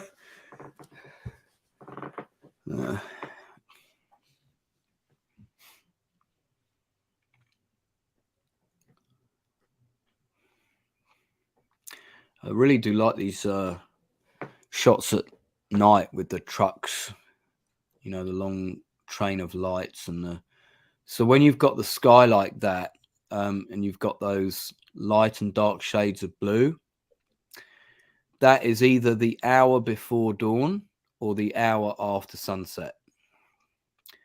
And it's what we like to call magic hour, where there's enough light for you to get a really good shot of something, but you've got this like really limited time in which to get it. And if you've had the right kind of sunset, you get all these, the clouds always get illuminated in a really nice way. And usually best to get those kind of shots in the morning, just before sunrise. Yeah, and we could see on the actor's face that he's not looking forward to this. Everything in his body is telling him this is going to be misery. Yeah, no one wants to go back at this stage. I mean, note how much slower they're moving in their march from when you saw them the first time. And of course, they keep switching to the the decadence on the first class train, and then back to he's kind of just like tossing or throwing a piece of bread on like it's no big deal, or there's just so much abundance in front of him and his gold encrusted porcelain tea set. I think Daniel Bruhl's character is acutely aware that for every slice of toast this guy's eating or wasting time eating his 3-course breakfast, there could be 500 young Germans getting killed every second. So let's get on with this. Is kind of he wants to get on with it, get the treaty signed, get the war ended. Even just there, Lance, where the wind is blowing and you can see this smoke or whatever it is going across it. It's almost like it's a ghost of death or something that's sweeping over the land before waiting for what's to come. It's incredibly haunting. And I'm sure every actor here, they were told, just don't make an expression on your face, or just nobody smiles, because there is nothing to smile about, from what they know is coming. None of them have that confidence you mentioned, or that sense of falsehood that things are going to be the way they were. And it's ironic, Lance, because now they've changed. Although they may be unaware that they've changed, they're not the same persons that they walked into this war as. That person they were is gone. Yeah, absolutely. I mean, I love the way this guy has taken that poster of that woman from the train station as well, and he hooks it on the trench, and it's like this is the closest thing he's almost experiencing to love in a way. He actually says to the friend, "You're jealous, huh? I've got my girl with me in a poster form, who I've never met." So it's God, it's so tragic, the whole thing. Because I mean, you haven't been to England, I don't think, but if you go around the small towns in England and the villages, there's a World War I memorial somewhere in every town. And of course, what they used to do in World War I is they would let all the whole pull of, come and join up, you can serve with your mates. And so everybody, for all the young men from one town, would all join up. And of course, if that regiment got decimated, every single man from the age of 18 to 30 from that town would be killed. So the whole town would be widowed. And they did that almost until the last year of the war, when they realized what a massive effect it was having on the morale back home, because you weren't just losing 1 or 2 young men from a town or a village, you were losing everyone. If that unit went into combat and it had heavy combat, you're talking 75 to 90% casualties sometimes for a battalion or whatever. So you'll see these memorials in towns and villages around the UK, and you can just see the names of all the people that were killed in, Battle of the Somme or whenever, 1916. And so there's one in every town, and it's over half the men from that place. And that's why in World War II they didn't do that, and they broke people up and sent them to different regiments. So that is very interesting. I didn't know that, Lance. Yeah, I just remembered that. This seems really well done. I mean, one thing about the French is, and in World War II as well, and the French don't have a huge number of military victories to their name, and they could often be profoundly arrogant. They you know, they built the Maginot Line and they didn't think that the Germans would ever get through it. They didn't think that they might just go around it, you know. And that arrogance is really well played by the French actors in this, I think. And then we cut back to the battlefield, and you know, you've got a body with two hands, both the hands missing, a dead horse, and it's all like super grim. But the I'm orders, glad that it's not, you know, I'm not saying there's anything wrong with not showing that, but this is what they said it was like, right, Lance? I think it's right to. I don't think the film should in any way dumb anything down. I mean, like you said, this film's not made for kids, but I personally think everybody over the age of 13 should see it, because you know, if you're going to serve in a war, it's not going to be these conditions, but the reality is you've got to kill people, and people are going to try and kill you. And I listen, I really respect our armed forces. I think personally they're treated pretty terribly the world over. And there's been loads of scandals with that, and the way we handled Afghanistan was really bad, you know. And I just think half of our youth of today could never do these things that these people do. They wouldn't even get over there, you know. Well, they already know so much more than generations before them, and they have access to information that generations before them never had. So they would be going in with a very different idea of what to expect. Yeah, I mean, obviously warfare's very different now, and it's, as anyone will tell you, it's so rare that you're going to get to see, you know, the whites of the eyes of your enemy, that chances of you kind of being in that close quarter engagement and firing at each other around the corner like in the movies, you almost never see the enemy now, you know. And engagements are very quick, and they're not like this.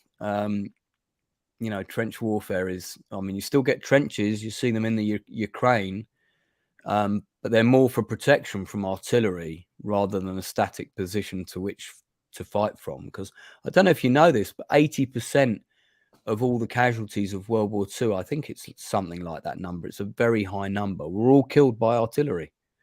No, I didn't know that. Yeah, it's a huge number, huge number. Because before, during, and after every battle, artillery, and it was the same in World War One. They always fired loads of artillery before they would do a trench attack. These scenes where you get into the close quarter fighting, I mean, this is really brutal. It's and the sound, Lance, especially the sound, Lance. Yeah, The detail to the sound. yeah, it's very reminiscent of the sound design on Lone Survivor, Mark Wahlberg's movie, which I think is a fantastic film. You know, you hear every bone breaking, you hear, you know, I mean, at this point, again, he's attacking a guy with an entrenching tool, and the guy's begging for his life. And it's when the kid like has that moment where he realizes, God, this kid looks even younger than I do. And then, of course, his you know, his comrade, you know, who thinks he might be in danger, helps him out with that final shot. And then it's at a moment where a very critical moment. So well done. Yeah, I mean, this whole scene in the trenches I thought was fantastic, because first of all, it's really difficult to even reach them. And then once you get in them, the close quarter fighting and clearing them out is very, very difficult. I think I have a feeling they stop here and quickly eat some of the food. Is that, I remember that happening. Oh yeah, yeah, that does happen here. They notice that it's like a small canteen, if you will. Yeah, it's effectively the kitchenette area. Yeah. And it's like, oh my God, you know, look, there's fresh bread and there's tins of peaches and things, you know. And that, I mean, yeah, because you would be in a constant state of hunger serving on the front line. And I mean, getting hot food was a real rarity. And it's like he comes in and he's like, oh look, there's sausages, and you could see when he bit into the sausage it was smoking, so to show it was hot. And then this is the tanks that are coming now, because it's a bit like the scene in Saving Private Ryan where things start trembling, and That's a great shot as well. The rats running away. Spectacular. Yeah. That's spectacular. Just again on the production design there, you know, you got to cut to like a load of the tins of food, and again, all those labels on those tins, they're all authentic of the period. They're the right company and logo, all of that sort of stuff. One thing I wasn't familiar with was this particular type of tank. I'd never seen it before. Well, you know something, Lance, I didn't know what was going to happen in the scene. And it's maybe one of the most impressive, and you already mentioned it, one of the most impressive parts of the film. I had no idea how this was going to be shown, but I just love what they did where you yourself are in that trench. Yeah, I mean, there's the closest I've ever got to that is doing the World War One Call of Duty, which doesn't, you know, you don't experience the cold, the dirt, and the mud, and the fear really when you're sitting in an armchair playing that. Mark Spector's avatar also mentioned Call of Duty, ironically here in the chat just a few moments ago, as that having that experience. Yeah. So we've got a tank museum in the UK called Bovington Tank Museum, and it's got a really impressive collection of tanks from every era, but particularly World War One and World War Two. So, for example, if you remember the one from Indiana Jones and the Last Crusade, they've got that type of tank there, ones that's got the guns on the side and so on.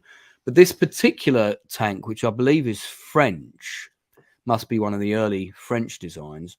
I've never seen these before, with the kind of the gun in the body at the front, and they're almost like troop carriers with a gun on the front. I've never seen them anywhere. So they're a design that's completely alien to me.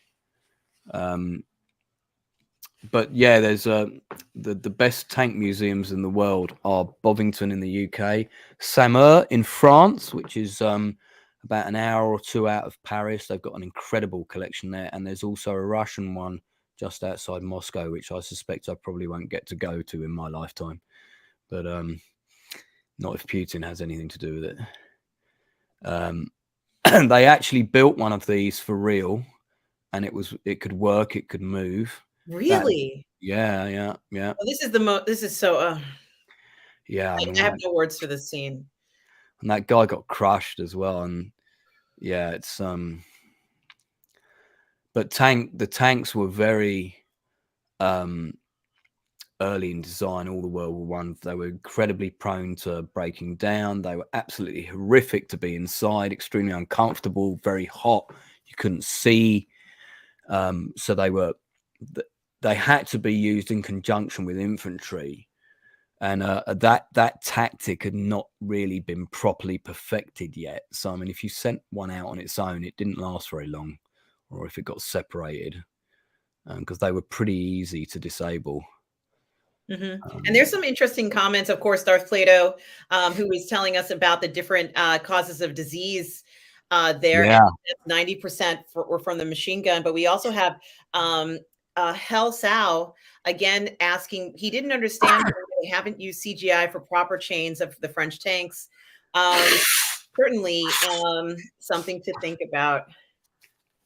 Yeah, I'm not. Again, I'm going to say, in all honesty, until I'd seen this film, I'd never seen this design of tank. I'm just wondering if that information is out there. Let me have a quick look. So I can't comment on whether they had chains or not. But don't forget as well that you'll often get people saying, "Oh, that bit of kit's wrong on that guy, and he shouldn't have his." And I told you the flamethrowers were being used in conjunction. This is the scariest. I know we saw a horrifying part, Lance, but this, and you know why? You know something, Lance? I've seen photographs of flamethrowers. I've seen the photos. They took photos of this during World War One, but I've never seen it done for this time period like this. It really bothered me, and I don't know. Yeah, I mean, being burnt alive is, I can imagine, and it has been said, is one of the worst ways, most painful ways you can die. So you got this great shot there where he's running away, and then I mean that's the lead actor that did that stunt. He got blown in the air. Yeah, that's I'm unbelievable. pretty sure that was him, unless they CGI'd his face onto a stuntman, which I guess they could have done. So I mean, they really did put him through his paces. Now I'm not sure, but I don't think he's been nominated for Best Actor in the Oscars, has he? I don't know. And I'm going to be doing. I've been doing watch parties for all the awards. I did one for the BAFTAs. Oh, can I be on? Can I be on the Oscars one? I'd love to come on that. Yes, of course you can. Yes, you are invited. If you want to be there for the SAG Awards too, I'm doing one on Sunday. It's up to you, Lance. What time is it on Sunday? It's going to be late for you, 7 p.m. Eastern. So I don't know what time that is GMT. 7 p.m. Eastern would be midnight my time. But don't forget, most days I go to bed at 3 a.m. So well, I'll send you the link if you'd like to join. Yeah, I'd love that. the BAFTAs was it was so odd this year. I was so surprised they cut. It was so heavily edited, and they didn't show a lot of the awards, and I thought that was so disrespectful. So, is it just lead actor and best director? Are they the only important people? Yeah, and I wanted to see the other people's speeches. Often the people that we haven't met before come up with the most entertaining things. So exactly. Oh, that's disgusting. He drinks water from a bucket, but I think it's actually if you look at the bucket that he drinks from, I think it's actually people have been crapping in it. Yeah, I don't think it's actually necessary, and you're not really sure if it's actually a water bucket or not. So, sorry. It's really how low they've had to stoop just even to get by to keep breathing. I mean, this scene on a big screen, would be really powerful. It would be so visceral, and I think you'd notice a lot more of it because there's so much happening in every shot. I mean, that's one of the things I really like about this movie is they really put depth in all the production design. You'll have stuff in the foreground, stuff in the midground, stuff right in the background. There's stuff happening everywhere. Now we're back in the negotiations again with this guy who kind of looks like Hitler, sort of rat weasel looking guy.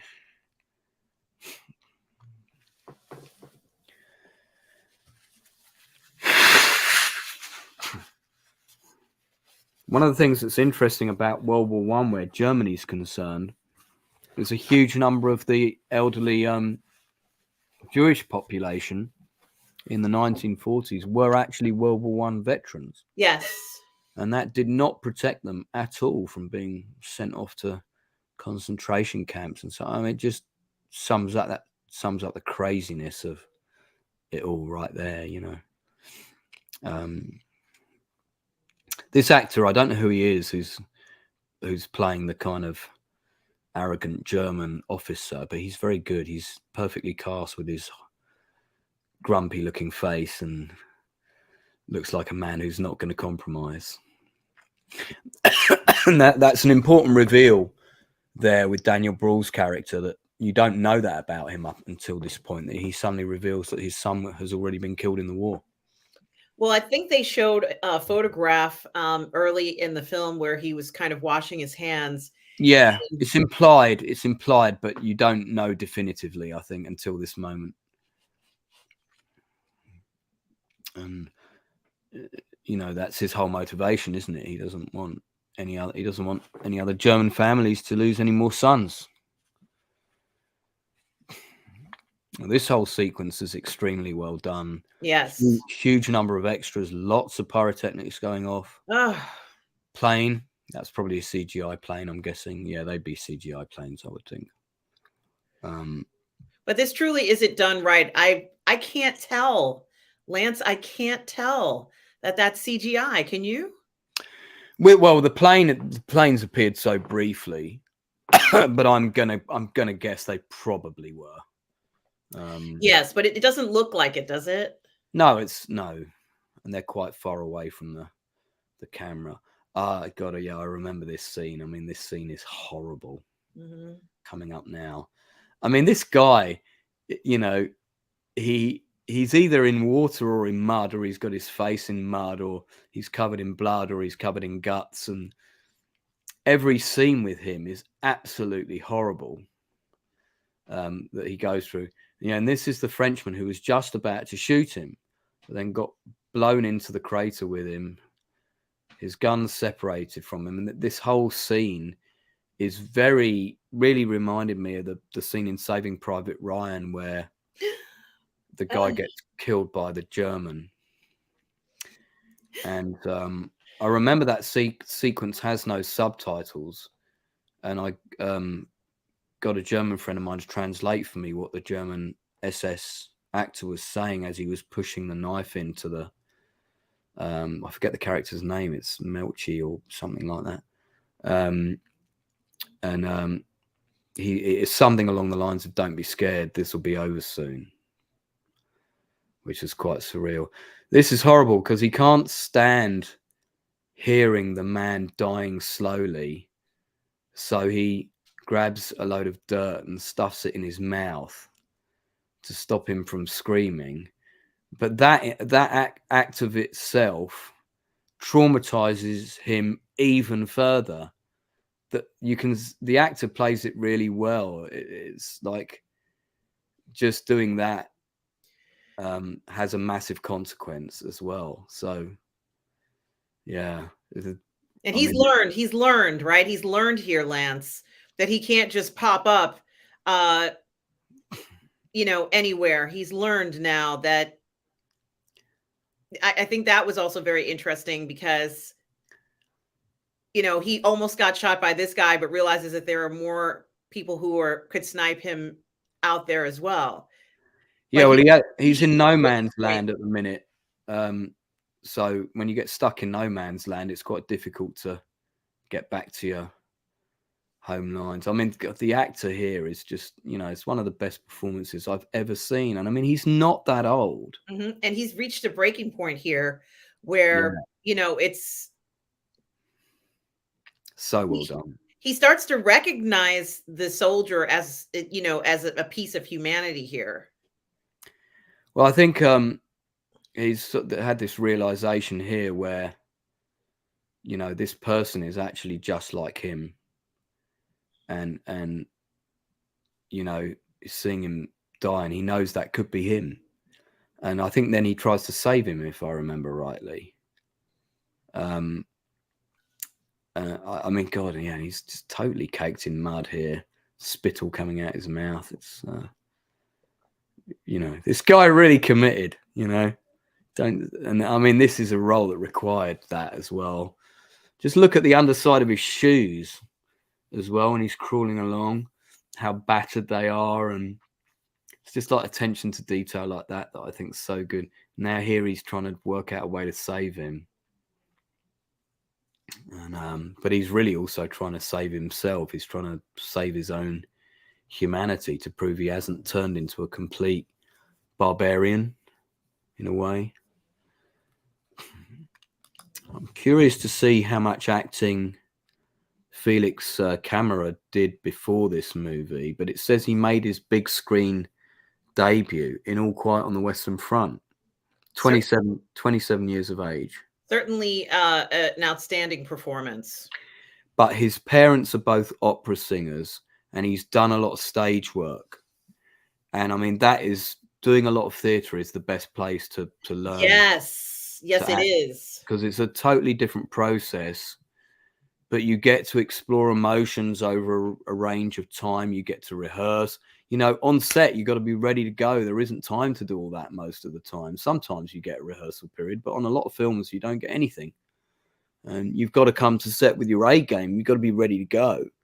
So, I mean, yeah, Hell Sal is saying he's quite well known in Germany, and I imagine he's probably done several prominent stage productions and things like that. But And he says it's proper High German. Yeah. Well, thank you, Helsau, for letting us know. It's not really proper high. Yeah, okay. This is so remarkable.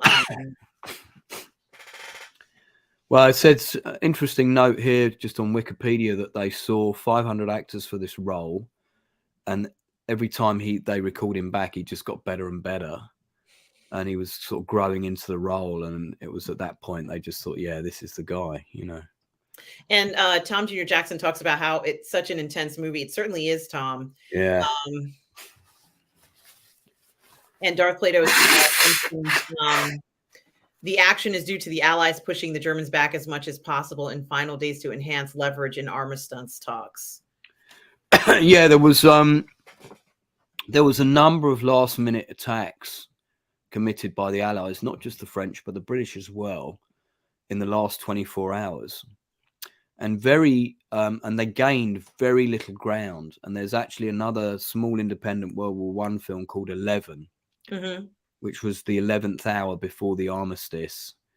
And I think also 11,000 men died in that attack. And the attack didn't need to happen. It was totally unnecessary.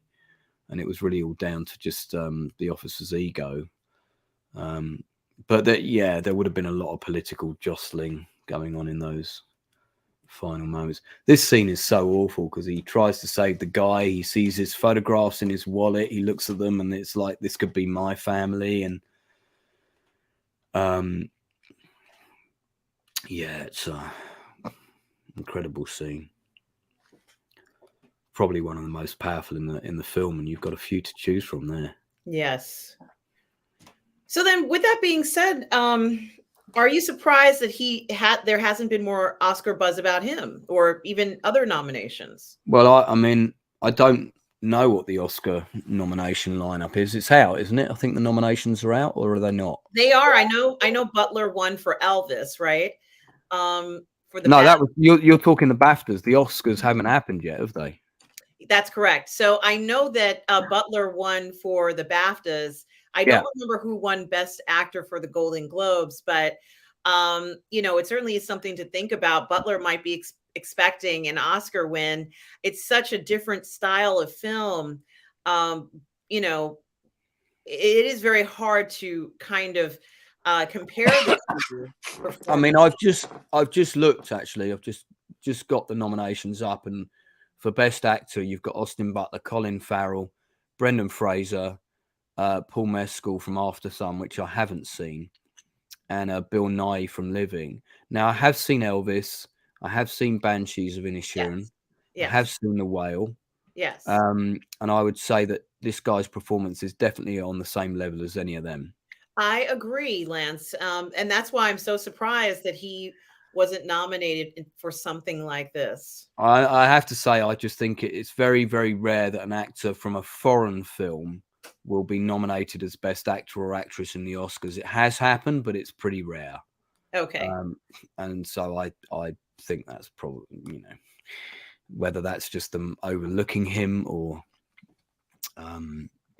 but I was also surprised that the lady who played the mother in Till, which I saw recently, was really surprised she wasn't nominated for Best Actress. A lot of people were surprised with that outcome as well. Phenomenal performance from I think it's Danielle somebody. Thank you, Tom. Tom says, just what does Artem know that we don't? What's that in relation to? Just about who may or may not win these awards. Well, and so I like to hear your opinion, Lance, and of course everybody in the chat's opinion. And I just like to hear what everybody's thinking in regards to that. But of course, we know that the Academy is involved with the Oscars, and that's a completely different. Yeah, I mean, it's a lot of politics with any award show. I mean, look, on the small award circuit, I'll tell you quickly, don't want to labor this. I had a film in a little festival, and one of the festival organizers basically said to me, if you pay £200, you can be the closing film of the festival. And I was like, what do I have to pay a £200 fee to do that?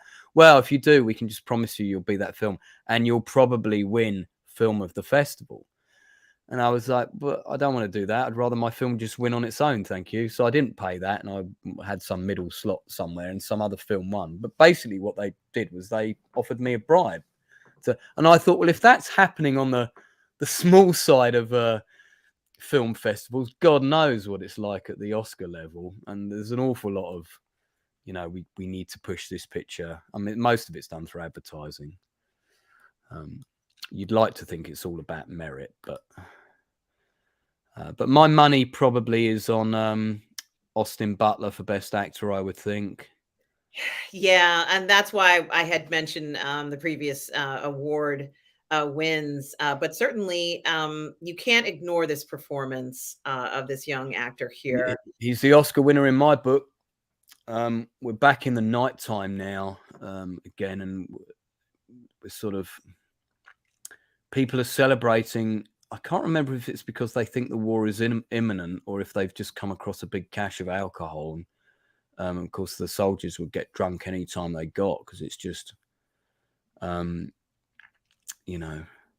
then he meets this soldier who's, yeah, that's right. Everybody's heard that the negotiations are underway. So that's why everybody's getting drunk. So everybody thinks the war's going to be over any day. That's what they're hoping. That's that same farmhouse set that we saw in the film earlier, but they've redressed it and made it look slightly different. So it's like a different location.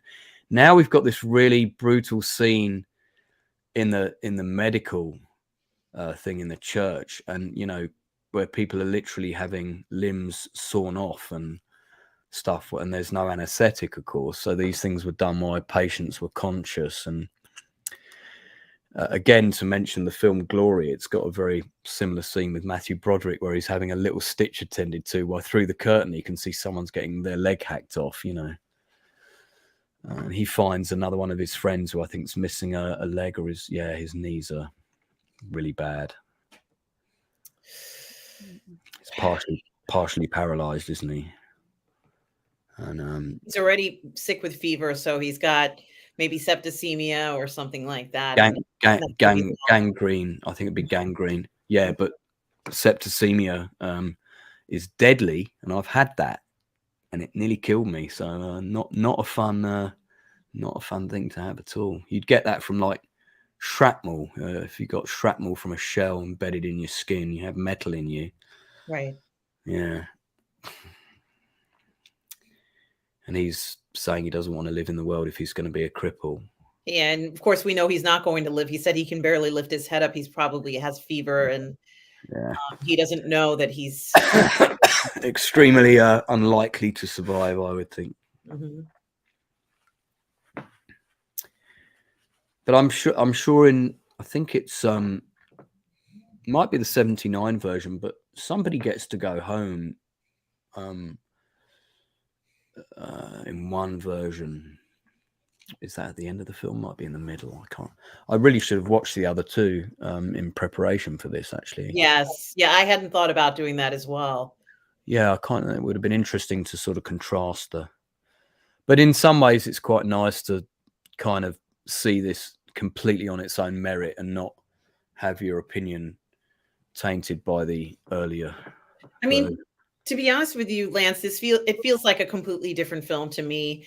And I don't know whether I'm not saying it's not the same topic, but it's just such a different approach to the film as far as I'm concerned. Well, I think it's the most authentic approach, because this is the only one of the three versions that's got an all German cast speaking in German, about a book that was about German soldiers on the front. The other two, Richard Thomas, as we know, is not German. Ernest Borgnine is not German. And the 1930 production, although it had Germans in it, was predominantly American actors. So, this one I think is tonally is probably the closest to the book that there is, and just an outstanding film, full stop. Really, really good. Now, I think that scarf thing that he's put on Is that not the? Yes, Eloise's scarf. Yeah, right. Yeah. And again, if you a recurring theme with his character all the way through the film is that he's constantly trying not to lose all of his humanity. You know, like he nearly lost it all in the shell crater when he tried to kill the guy and suffocate him with the dirt, and then he switched and he tried to save him. There's little bits of him trying to hold on to things outside the parameters of the war.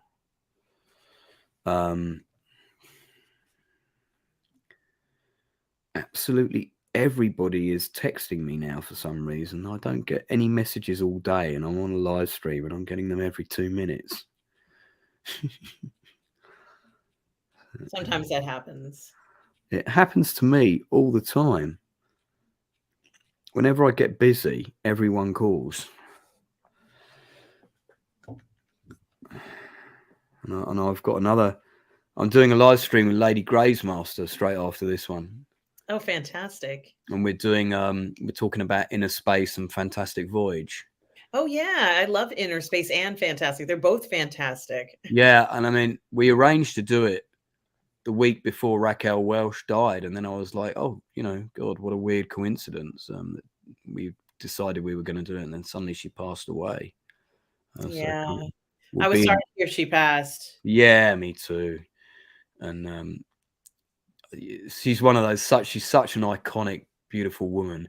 You never kind of really appreciate the fact that she did, in fact, get old. You know, Well, she still looks good old. That's another. I know. Yeah, you still think of her as like under 50. Yeah, she kept her looks, and she, you know, was certainly a wonderful. I thought she was great as an actress. I mean, I think she could have gone a lot farther if she were an actress today. But for the time period of what it was, God, that So sorry, going back to the movie, you know, he went and got the guy food, and then what did the guy do? He took the fork and stabbed himself in the neck because he didn't want to live. And again, just a horrible scene. That food didn't look particularly appealing either. No. A couple of potatoes and a kind of watery gravy soup, and maybe a drowned broccoli piece in there somewhere. And that's not anything they needed to see at that moment. With them kind of having this morale boost of thinking that things are coming to an end, only for their friend to, in a desperate, and their friend is desperate and not well. Two things: their friend is desperate, and he's not well. He's dying as this is happening anyway. So he did that honestly out of just, he's so frightened. It's to even understand what their friend is going through, and then to witness that. Yeah, Tom's mentioned earlier it's not a remake of the original film. No, I wasn't saying it's a remake, but I mean, you know, there are 3 versions of the book basically, and none that of the were ever made. Yeah, none of the films are remakes of each other. So no, they're not. I used that term in slightly the wrong context. Yeah. And as I was saying before, this does feel like a completely different film to me, because it is. And that's why I felt that it's so important for everyone to watch this film, Lance. Yeah, this guy had this beetle earlier in the film, and it's still alive. You know, kept it in a matchbox. And of course, the Beatles also representing, you know, life and, you know, this kind of simpler approach to nature, where it's in a place where they're completely devoid of anything natural except dirt and mud and death. Yeah, that creature survives somehow.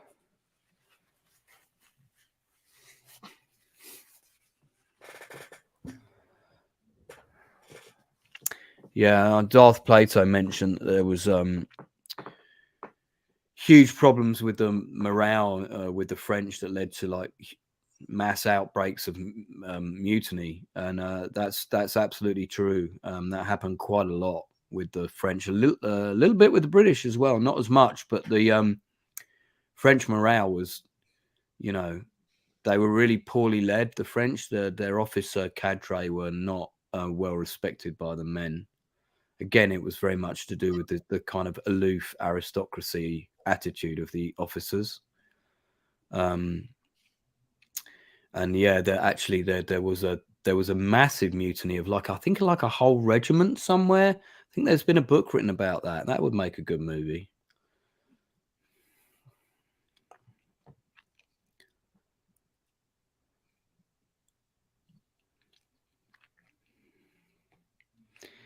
Yeah, and again, the discussion of the reality of what they've done and become.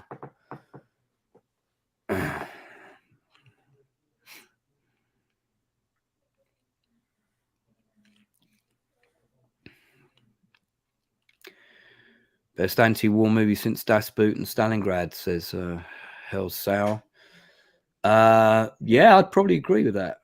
Can't think of one between now and then that's stronger than this. 1917 is a very, very different film. You've seen that, right? I don't think I have. That's the one that looks like it was all done in one take. I don't think I have. I have to look through it.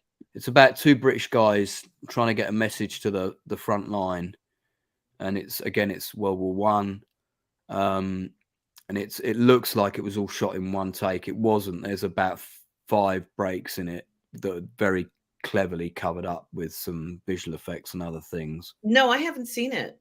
Yeah, it's a good movie. You should. I mean, it was good to watch in the cinema. It's got a similar standard of production design to this. Mm-hmm. Not everything works in it. I think this is a better film overall, but it is still a very good film and worth your time. Now, do we know, Lance, how Netflix was lucky enough to pick this up? It'd been doing the rounds for quite a long time. I mean, you've got how Netflix works is Netflix UK, for example, has got a person in charge of looking at projects and deciding yes or no, we're going to take it to the development stage, or we're going to greenlight it quick and get going on it. I don't know the complete story of who decided when. I mean, I know it was announced in 2020 and they shot it in 2021. Probably would have gone earlier, I imagine, if the pandemic hadn't happened. But I just know it had it had a very long history. It went through a lot of rewrites as well, because there ended up being 3 writers on it altogether. So I imagine, again, because the early versions of it, she kind of almost wanted it to be like a silent movie. That's what I read. I don't know how true that is. Mm-hmm. Mm-hmm. I think it will definitely get best cinematography at the Oscars for sure. And yeah, I agree with you with that. Maybe even possibly production design. Yeah, I would think so. But I predicted it would get best cinematography. Talked about how they flipped from widescreen format to a number of different formats to film this because they had to. They felt that it was necessary to show certain scenes a certain way, or else you couldn't capture what was needed in the scene. And it shows in this film the effort they put to make those scenes make sense. Years ago, these movies would have been, if you had a widescreen film or whatever, and they'd make it to size to fit your television, and you'd never see the sides of what was going on. Yeah, I remember that. Pan and scan. Yes. And now, of course, everybody has these widescreen TVs and phones. And now we all have more or less like a 16:9. Maybe it's not exactly 16:9, but that kind of aspect ratio, if you will. But it is interesting to see that. And it does show very well in this film. I like the contrast in the tone and the lighting, and also the way the scenes are shot with this negotiation, as opposed to, you know, we're in the trenches or we're in the hospitals, and it's very different. There's a very marked contrast in everything. You can see the way the colors pop on their uniforms, and like how the reds really pop in this stuff. The way they've graded these scenes are completely different to the other stuff, and I'm sure very deliberately so. You know, you're trying to present a very different mood. Yeah, one of the guys in chat, Imran Jabba, has said "Come and See" is a phenomenal anti-war film and one of the best out there. He's absolutely correct about that. That's a film that not a lot of people have seen. It's a Russian movie, if I remember rightly. Is I've it the got film where they talk to you directly? No, I don't think so. It's very weird. It's seen through the eyes of a it's set on the Russian steppe, which is like the Russian Far East front, and it's seen through the eyes of a child. And there's a lot of very surreal scenes in it, kind of this strange realism.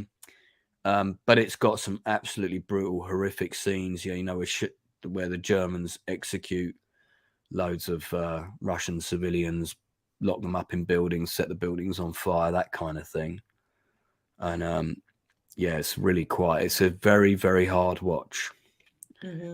Harder than probably watching this, I would say, because the narrative is not as tangible. You're kind of constantly not sure where you are with that film. Right. So, and it's quite stylistic. It's not for everybody. Yeah, I think for some reason, I think I have seen this film, and if I remember it correctly, in a good portion of the film, the actors are looking at you during the filming. That's not the same one? There's a lot of shots of actors staring straight into camera.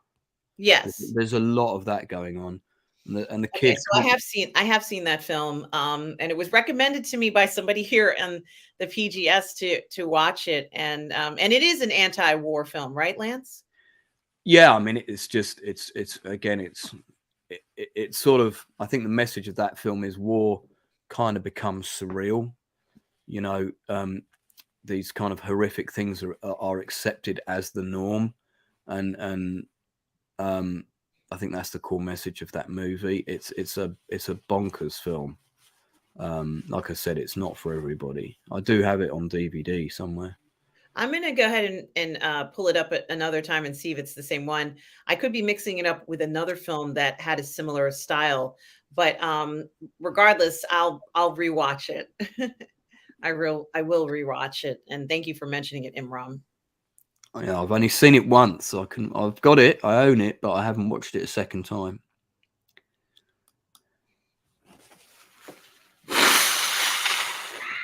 I also liked the facial expressions on that train car.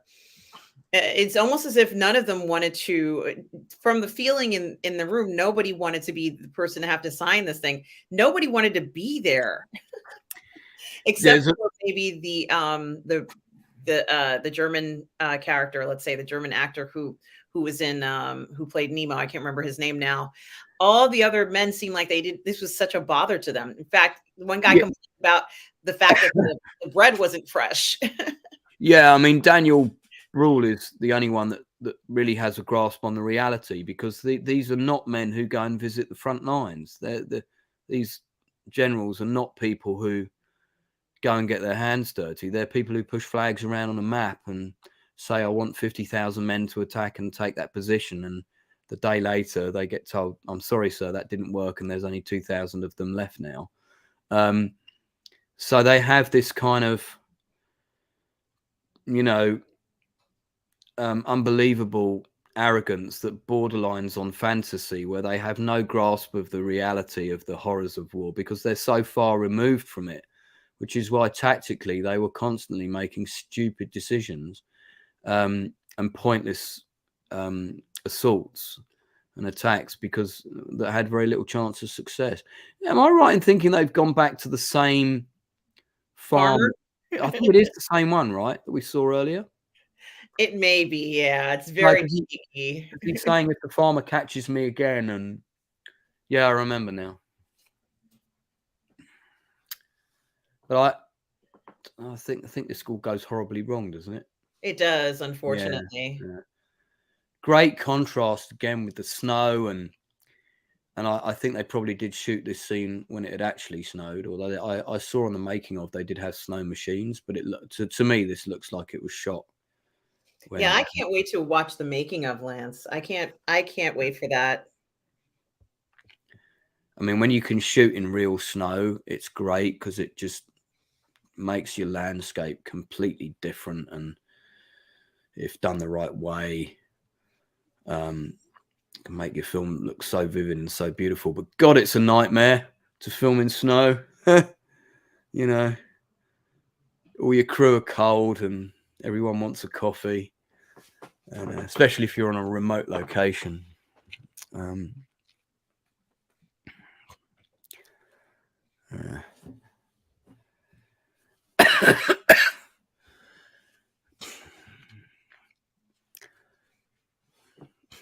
I think this actor has got like the biggest range of horrified facial expressions I've ever seen, and he did about 50 different facial expressions in the last minute there. And the farmer's come in and kind of and caught him now, hasn't he? Oh no, it's the kid. That's right. It's the kid. Yeah, I remember now.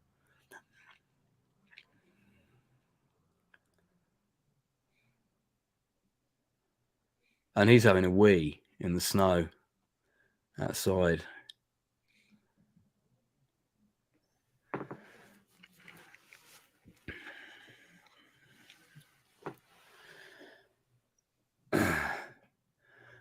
You're a big Star Trek fan. You're going to be doing a stream about Picard season 3 at any point? Well, I already done 2 watch parties for the premiere of both episodes and 2 reviews of each episode. Oh, sorry, I haven't seen those. Yeah, I did them right here on the Bur Network. Last Yeah. night at 11 PM was one of them. Well, I haven't seen any of season 2, but I was very impressed with the first episode of season 3. I'm glad you liked it. Yeah, I did. I really liked it. I thought it was very good.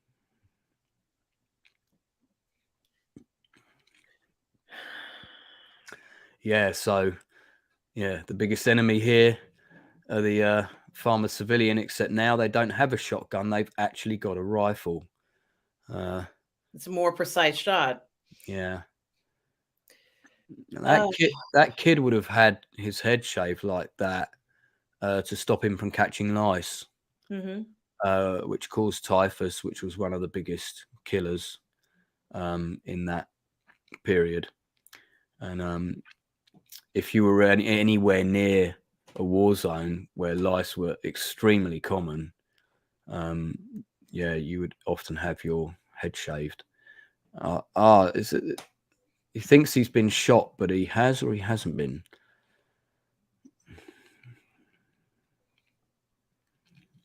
Oh yeah, it hit his canteen, and they're already because that's all they stole. They just got some eggs.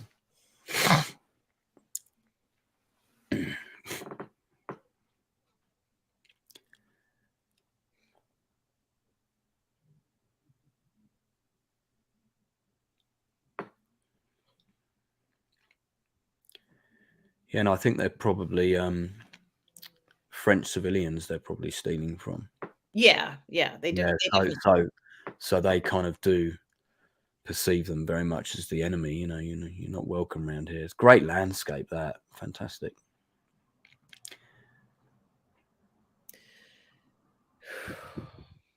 I wonder what that little plinth thing was on the side there. Whether that was a memorial of some kind or a gravestone. This guy's always going for a pee.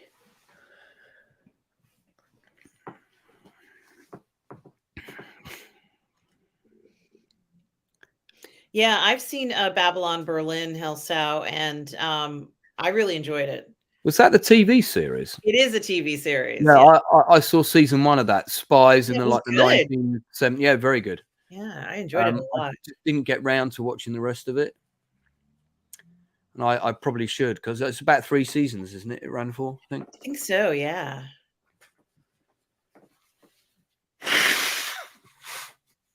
Oh yeah, he hears the clicking of the gun, doesn't he? And Oh.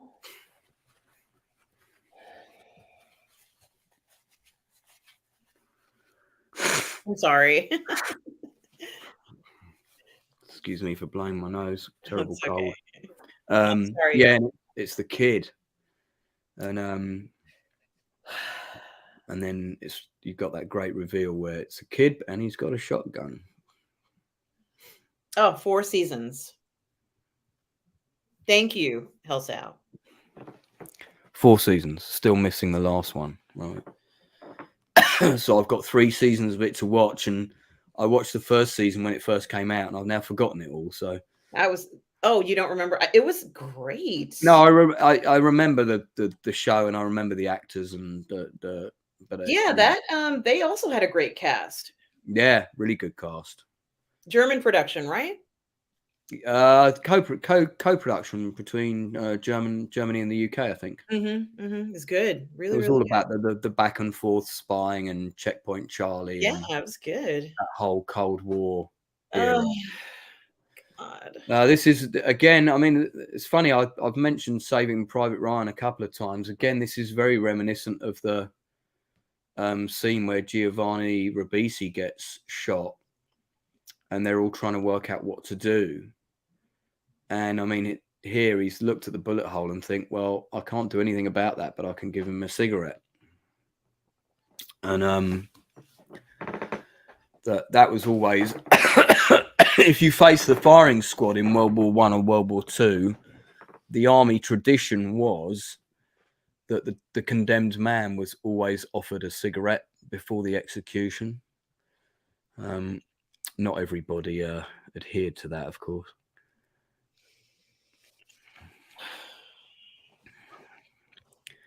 Yeah, and I mean, they both know that the end of the war is imminent. My mother would say at this point in the film that this is where you know that the lead character is also not going to make it. Spoiler alert for anyone who's not seen the movie yet. Well, I think everyone knows the ending of this Yeah, because it's famous, but she would say that this is a indication that he's not going home. yeah. Now, I don't know why she feels that way or why she said in certain films when this happens, that's what this is an indication of. Which is why I believe they have this scene. I don't know whether it's in the book or not, but according to her, that's why this was included. Oops. This is a great scene because he's desperate to get his friend a lift. Yes, and I'm going to remove this. I didn't realize it only went up to 2 hours. And they're all, oh, I see, with the time clock. Sorry. They're all drunk. Well, we might as well get rid of that now then. Yeah, I don't think we need it anymore. No. And yeah, and then of course he realizes his friend is dead, which is, I mean, this is not a film that if you've had a rough week, it's not a film you want to whack on to cheer yourself up. No. Ray B is saying he's surprised they haven't brought Band of Brothers back. Would love to see different wars time periods. Well, technically the 3rd season of Band of Brothers has just been made. It's Masters of the Air. It's the same team. Tom Hanks, Steven Spielberg. Austin Butler plays one of the leads. That was very good casting on their part. And that's due to drop any time. It's been completed. It was severely delayed by the pandemic. Nearly all shot in the UK. And I expect that to be a really good show about American bomber crews based in England bombing Germany, probably from about 43 onwards. And I tried to make the European Band of Brothers. I got the pitch book behind me on the shelf, took it to Netflix, took it to Amazon. We made a promo trailer for it and everything. So people have been out there trying to make other shows like that, but it's extremely difficult to get them greenlit. Very, very difficult. Masters of the Air, they were talking about making that 15 years ago. And that's with Tom Hanks and Steven Spielberg's name attached. So, these things, they can take a long time. Well, you and I were talking about whether or not there is actually a resurgence of, um, let's say, interest in military films in this type of film, and we discussed that, and I will broadcast that. I promise you.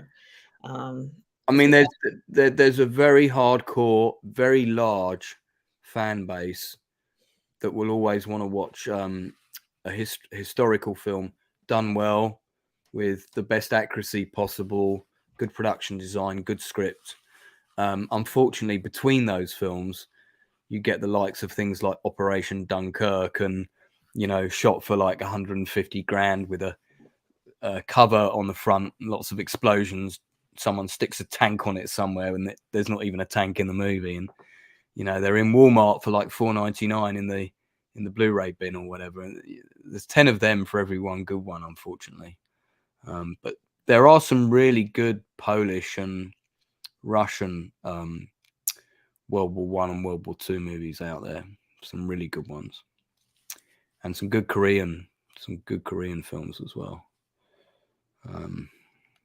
One of the best Korean War movies I've seen recently is called Northern Limit Line, and I believe the whole movie is available to watch on YouTube. Oh wow, Northern Limit Line. Northern Limit Line, true story. Quite a recent event. It's a very, very good film, and I tracked down the director on Facebook, and I had a really long chat with him. Lovely guy, and they had to crowdfund that film to finish it. Ran out of money, and it was the most successful crowdfunding campaign ever in Korea. Wow. Yeah. It says the Battle of Yongpyong. Yeah, that's the film. Very good movie. Thriller film written and directed based on real life events of the Second Battle of Yongpyong. Yeah, it's when a load of North Korean naval vessels opened fired on a load of South Korean vessels without any provocation, and it's very well made. Very well made. So this scene now that we're seeing, again, fantastic production design. One of the things that's great about it is you've got the truck. It's kind of come full circle, and you've got a truck that's arrived that's just dropped off a whole load of new recruits. And this kid with the ginger hair looks even younger than our main man, who, of course, when we first see him, he looks like he's 15 years old. Now he looks like a man, and now this kid looks like he did at the beginning of the movie, which is really... And he grabs him. It's almost like he's going to try and keep him under his wing. And this scene, again, I saw online, has actually a huge amount of CGI in it, and you would never know. It's so well done. They added, so that shot there, where you've got the wide shot and he's doing his speech, the general's doing his speech. They added about 200 extra people to that, and they completely redressed all the buildings in the background to make them look French, all with CGI. Yeah, it looks great. So in that shot, I if I hadn't have seen that behind the scenes shot, I never would have known there was any effects in that. I would have thought it was all real. And that's the best kind of CGI. Yeah, Tom, I'm a massive fan of Band of Brothers and the Pacific. And actually, the Pacific gets better every time you watch it again because it's easier to follow with repeated viewings. I really do like that show. And there's the young ginger-haired lad. And this guy actually doesn't actually even need to order this attack. Right. Right. Yeah. Because we're well past the 6-hour time period that everything was supposed to end, so to speak. So Darth Plato says this is a bad scene. Really? I think this is a great scene. I don't know if he means this scene, or maybe elaborate on that, Mr. Plato. I think it's really good. I like the way that, you've got the young guys getting off the truck who haven't yet gone into battle. And you're right. He is just kind of leading him, because this guy doesn't know where he's supposed to walk, where he's supposed to stand, where he's supposed to move, who he's supposed to answer to. He knows nothing. Yeah. Again, that shot of that building again, I think was heavily CGI to make it look more French. Yeah, once more onto the breach, dear friends. Oh dear. And I mean, his face here now is, you know, it's almost not like a vegetable, but he's almost in a trance, you know, because he knows what's coming, and it's like a zombie, isn't he? I also think he knows he's not going to survive it. He probably read the script, and yeah. No, I think that at some he's No, broken. I know. Yeah, I know what you He's mean. broken, and it's he realizes or has accepted that this is going to take him. That's what's happened to him. The That shot of the watch as well. You know, it's 15 minutes to go before the armistice is due. Now, I'll tell you now, if I was ordered on that attack, yeah, I think they changed the ending of this a little bit. Incidentally, I think that's what Darth Plato's talking about.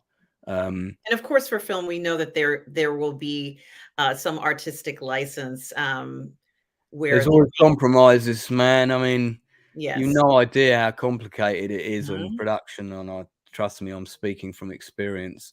You can be having proper battles over one shot in one scene that can go on for months sometimes if you're with the wrong team, or there's too many conflicts or too many agendas, and you just never know what goes on behind the scenes. Somebody says, well, we've got to have that bit in it.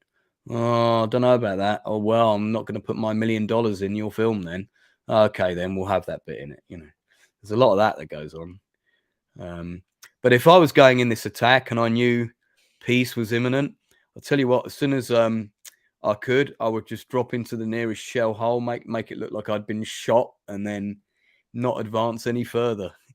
And I mean, that's a cowardly thing to do, but I think at this stage, if I'd gone through this guy's journey, I don't think I would just be marching to my death. I'd be doing everything I could not to get killed.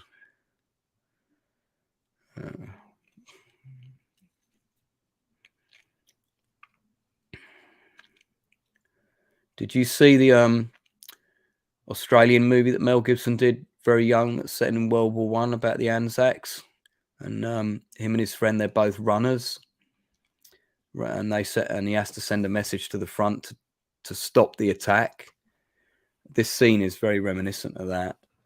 I'm sure that this director has seen all of these movies.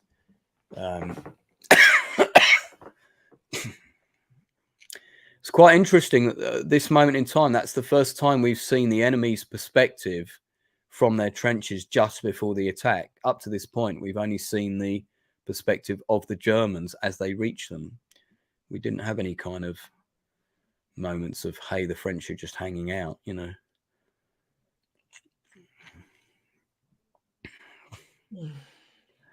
I'm pretty sure that the young ginger gets killed as well. I think we see him getting shot at one point.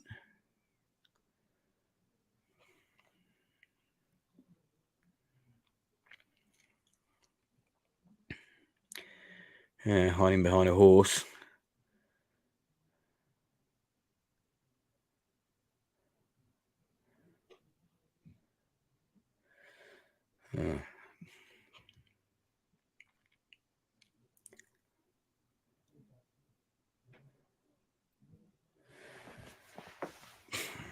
No, it's not the Mel Gibson film We Were Soldiers. No. It's set in World War One. It's very early in his career. I'll tell you the name of it. I did like We Were Soldiers, by the way. I did as well. I saw that in the cinema. So did I.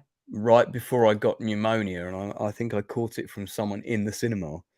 And I just remember, I always remember that film because I collapsed the next day. And I got rushed into hospital. And I thought, oh, well, at least I made We Were Soldiers. Yeah, that was not fun. I saw that on a really massive screen as well. Odeon Leicester Square. It was huge. So the battle scenes were very visceral. It was Gallipoli. The movie Gallipoli, 1981. Thank you, Raby. Yeah. Oh, actually, yeah, he's just said that. So, and directed by Peter Weir, who, of course, is an amazing director. I don't believe I've seen it. Yeah, it's an old one. It's got a killer ending, which I'm not going to spoil for you. You should check it out. It's very good. Mel Gibson's very young and hunky in it, so I'm sure you'll approve. And I mean, of course, Peter Weir would go on to direct Master and Commander, Far Side of the World. He would direct The Truman Show. He would direct one of my favorite films of all time, Dead Poets Society. Yeah, I love Dead Poets I Society. mean, I used to, whenever people said, "What's your favorite ever film?" that would always be my go-to answer. But I Oh, don't. Captain, my Captain. Yeah, it's just a brilliant piece, and I can't watch it now because I just find it so sad. Now, this bit where they're fighting in the mud, I mean, God, this is so brutal. And they talked about people drowning in the mud, horses drowning in the mud. That's how the horses would die, from drowning in the mud or things like that. Well, there's a story. It's on the making of that. The cinematographer, at one point, he was out on the set on his own, and actually the mud there got really deep, and he got stuck, and he sank up to his waist, and he couldn't get out. And there was no other crew around, and he didn't have his radio, and he thought he was going to drown, but eventually he managed to kind of stick things in front of him and got out. Oh, that's just a killer moment.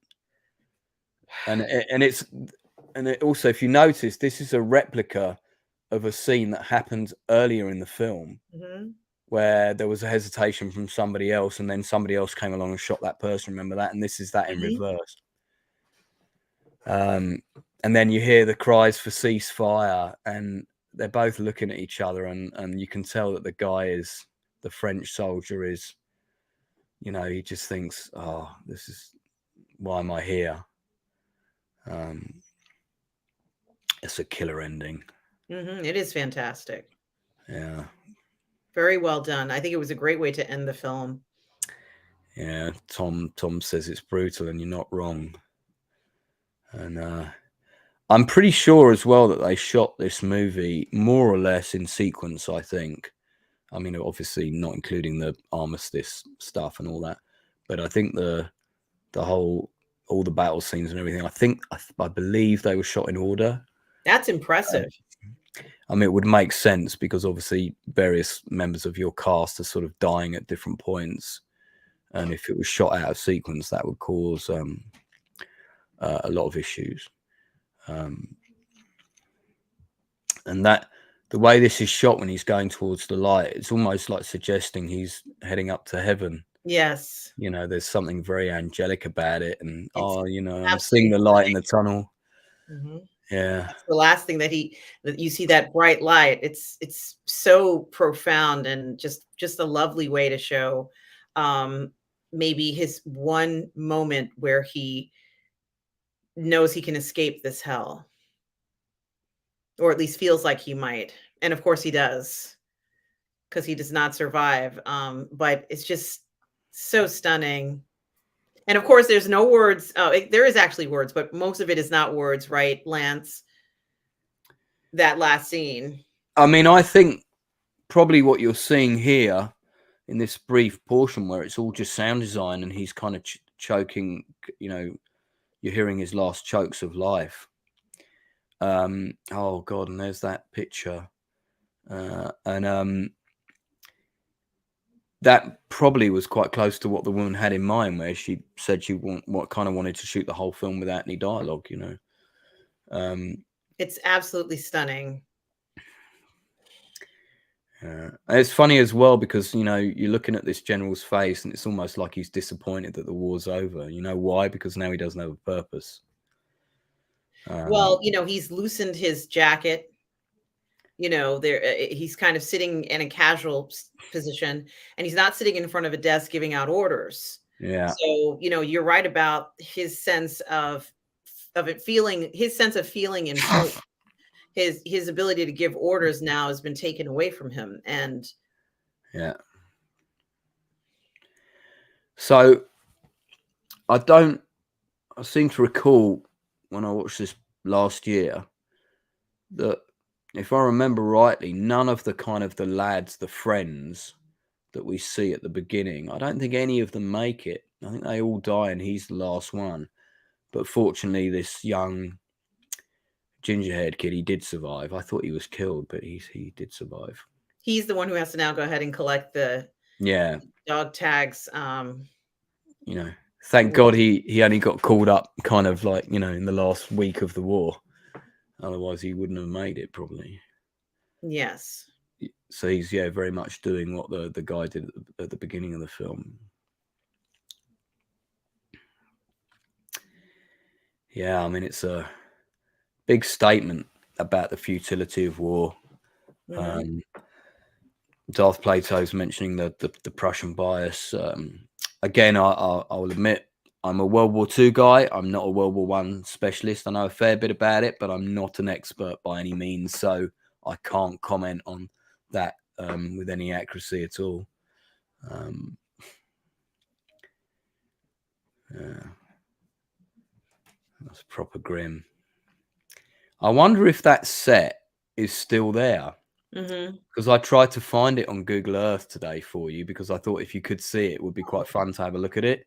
Well, And I did do some Googling because I know it's 45 miles outside of Prague and at an old airfield.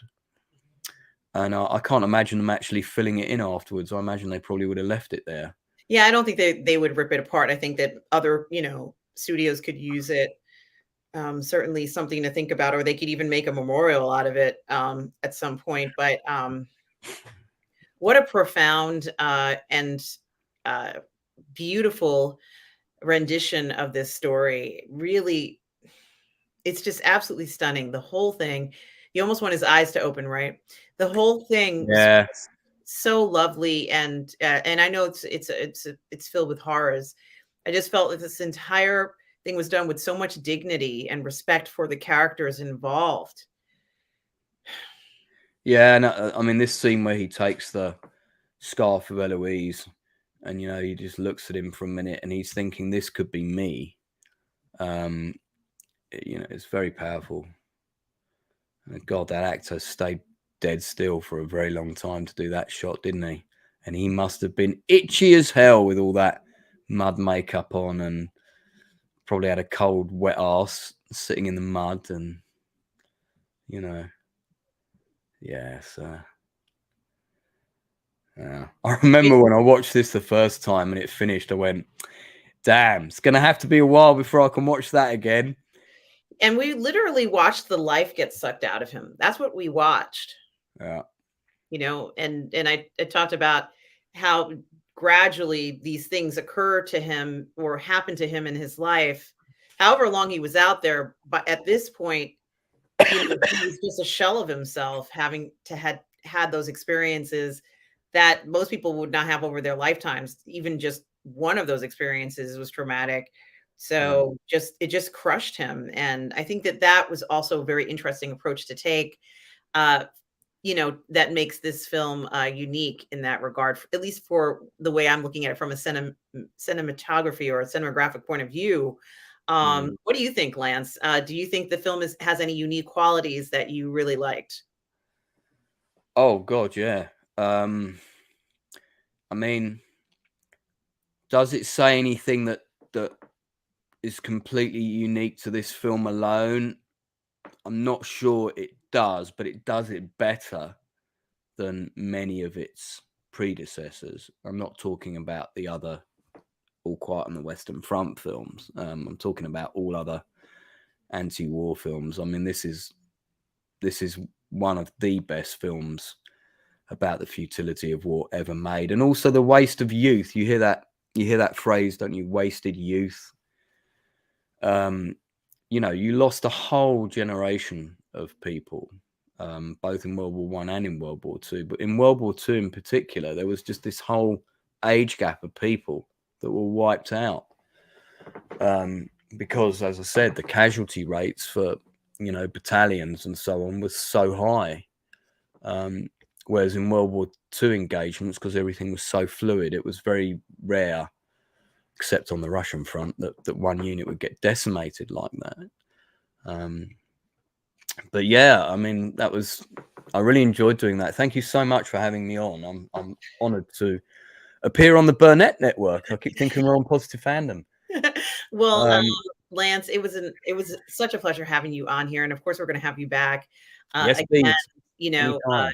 going forward, and I do just want to thank Tom Jr. Jackson, my moderator and collaborator and friend. We are all goof people. Tom Jr. Jackson for being moderator, and for everybody who showed up today to watch this extraordinary film. This is not a film we get every day. We don't get something like this all the time. So I felt, once it won for Best Picture, that we had to do something, Lance, and kind of watch this film that has an incredibly profound story, such an incredible adaptation of this story. And I think that they deserve many accolades, including all the ones they won at the BAFTAs. I hope they fare well in awards going down the line. And I think in time, Lance, this will be the go-to film, regardless of the, let's say, accuracy to the book.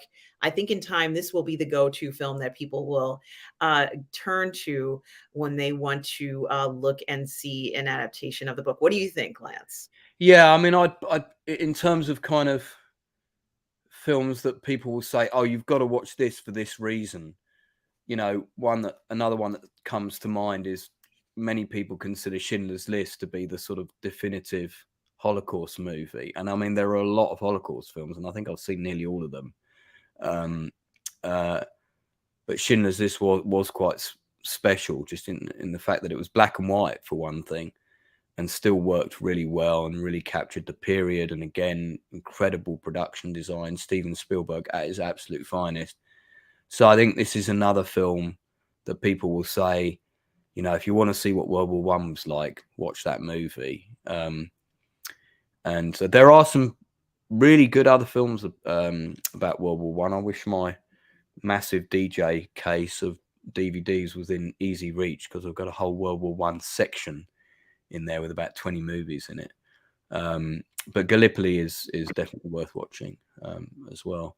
And but I think this is probably one of the best films set in that era of history that I've ever seen.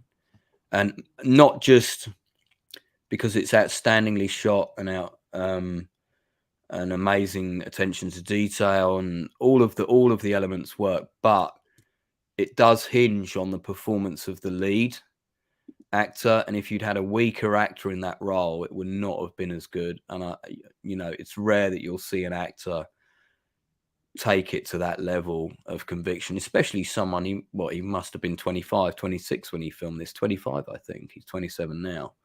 So yeah, what a phenomenal performance by all the cast, especially the lead. Now, I know that you have a stream coming up, so we have to end this stream, Lance, right? 13 minutes, I'm on again. So talking about on my channel, The Outcast Creative, do pop over if you fancy. We're talking about Inner Space and Fantastic Voyage. And of course, we just lost Raquel Welch, and I actually arranged to do this stream before she passed away, and it was supposed to be last Saturday, but my co-host couldn't make it, or was running late, so we postponed. So I'm doing that with Lady Grave Master in 15 minutes. So I've just got time to get a drink and use the bathroom, and then I'll be back again. Well, guys, please go ahead and run on over to the Outcast Creative so you can catch the stream that Lance is going to have. And this is his link. Guys, like and subscribe to the Outcast Creative. Certainly, guys, please also like and subscribe to Positive Fandom, which is my channel. Also, like and subscribe to Tom Jr. Jackson's channel when you get a chance. Lance, I just want to thank you so much for joining me. And we're going to do this again, Lance. We're going to do it again. I'm actually focusing a lot more of my energy on my channel this year. I'm putting more hours into it every week. So yeah, I'm up for being a guest on any stream going, and you've got to come on mine as well. I shall, Lance. Yeah. I shall. It's been such a pleasure watching this film with you. Certainly an experience. After you see this film, it is an experience, and I think if that's what the creators were trying to do, they certainly achieved that. Lance, where can people find you other than on your YouTube channel? So if you like science fiction novels, especially sci-fi light, with all the emphasis on the drama and the action and the characters, I've got 2 books out on Amazon called Diamonds in the Sky, which is a sci-fi series about aliens arriving on the Earth. Or are they aliens? You have to find out. And there's quite a few. I'm actually publishing all my scripts that I haven't been able to get made. So they're all going on Amazon now. So there's actually 2 episodes of my Band of Brothers show actually dropped on Amazon. There we go, last week. So this is 2 episodes of Paratrooper, one from the German point of view and one set in the Battle of Arnhem. And these are 2, so you can read them, and they're very visual scripts. And then this is the Pegasus Bridge movie that's also out on Amazon now. So and then diamondsintheskybookseries.com is the website about all my books and stuff. Excellent, guys. So please do check out Lance at all those sites, as well as the Outcast Creative on YouTube, where you can subscribe to the channel there and certainly see all the interviews that Lance has done, in addition to other topics and interesting things as well. He interviews so many actors and is an industry insider, more or less. So if you want to see real actors in the shows that are happening right now, you do want to go to the Outcast Creative. And guys, of course, you can catch me on my channel, Positive Fandom. As you know, I am the creative content director here at the Burr Network, soon to be the Imagination Connoisseurs Unlimited. So it's my pleasure to bring you watch parties like this. We're very special to have Lance with us tonight. Guys, absolutely check out and like and subscribe to Tom Jr. Is this your channel, Tom? Yeah, it is, right? I think it is Tom's, yeah. Okay, check out Tom Jr. Jackson's channel. Guys, like and subscribe to Tom Jr. Jackson's channel. He is so incredible with his reviews and his Funko Pop photos and so much more. And I just want to thank Tom again. We are all good people. And thank you, Lance. And for everybody out there, no matter where you are in the galaxy, always do remember to be kind. To be kind. Take care, everybody. All right.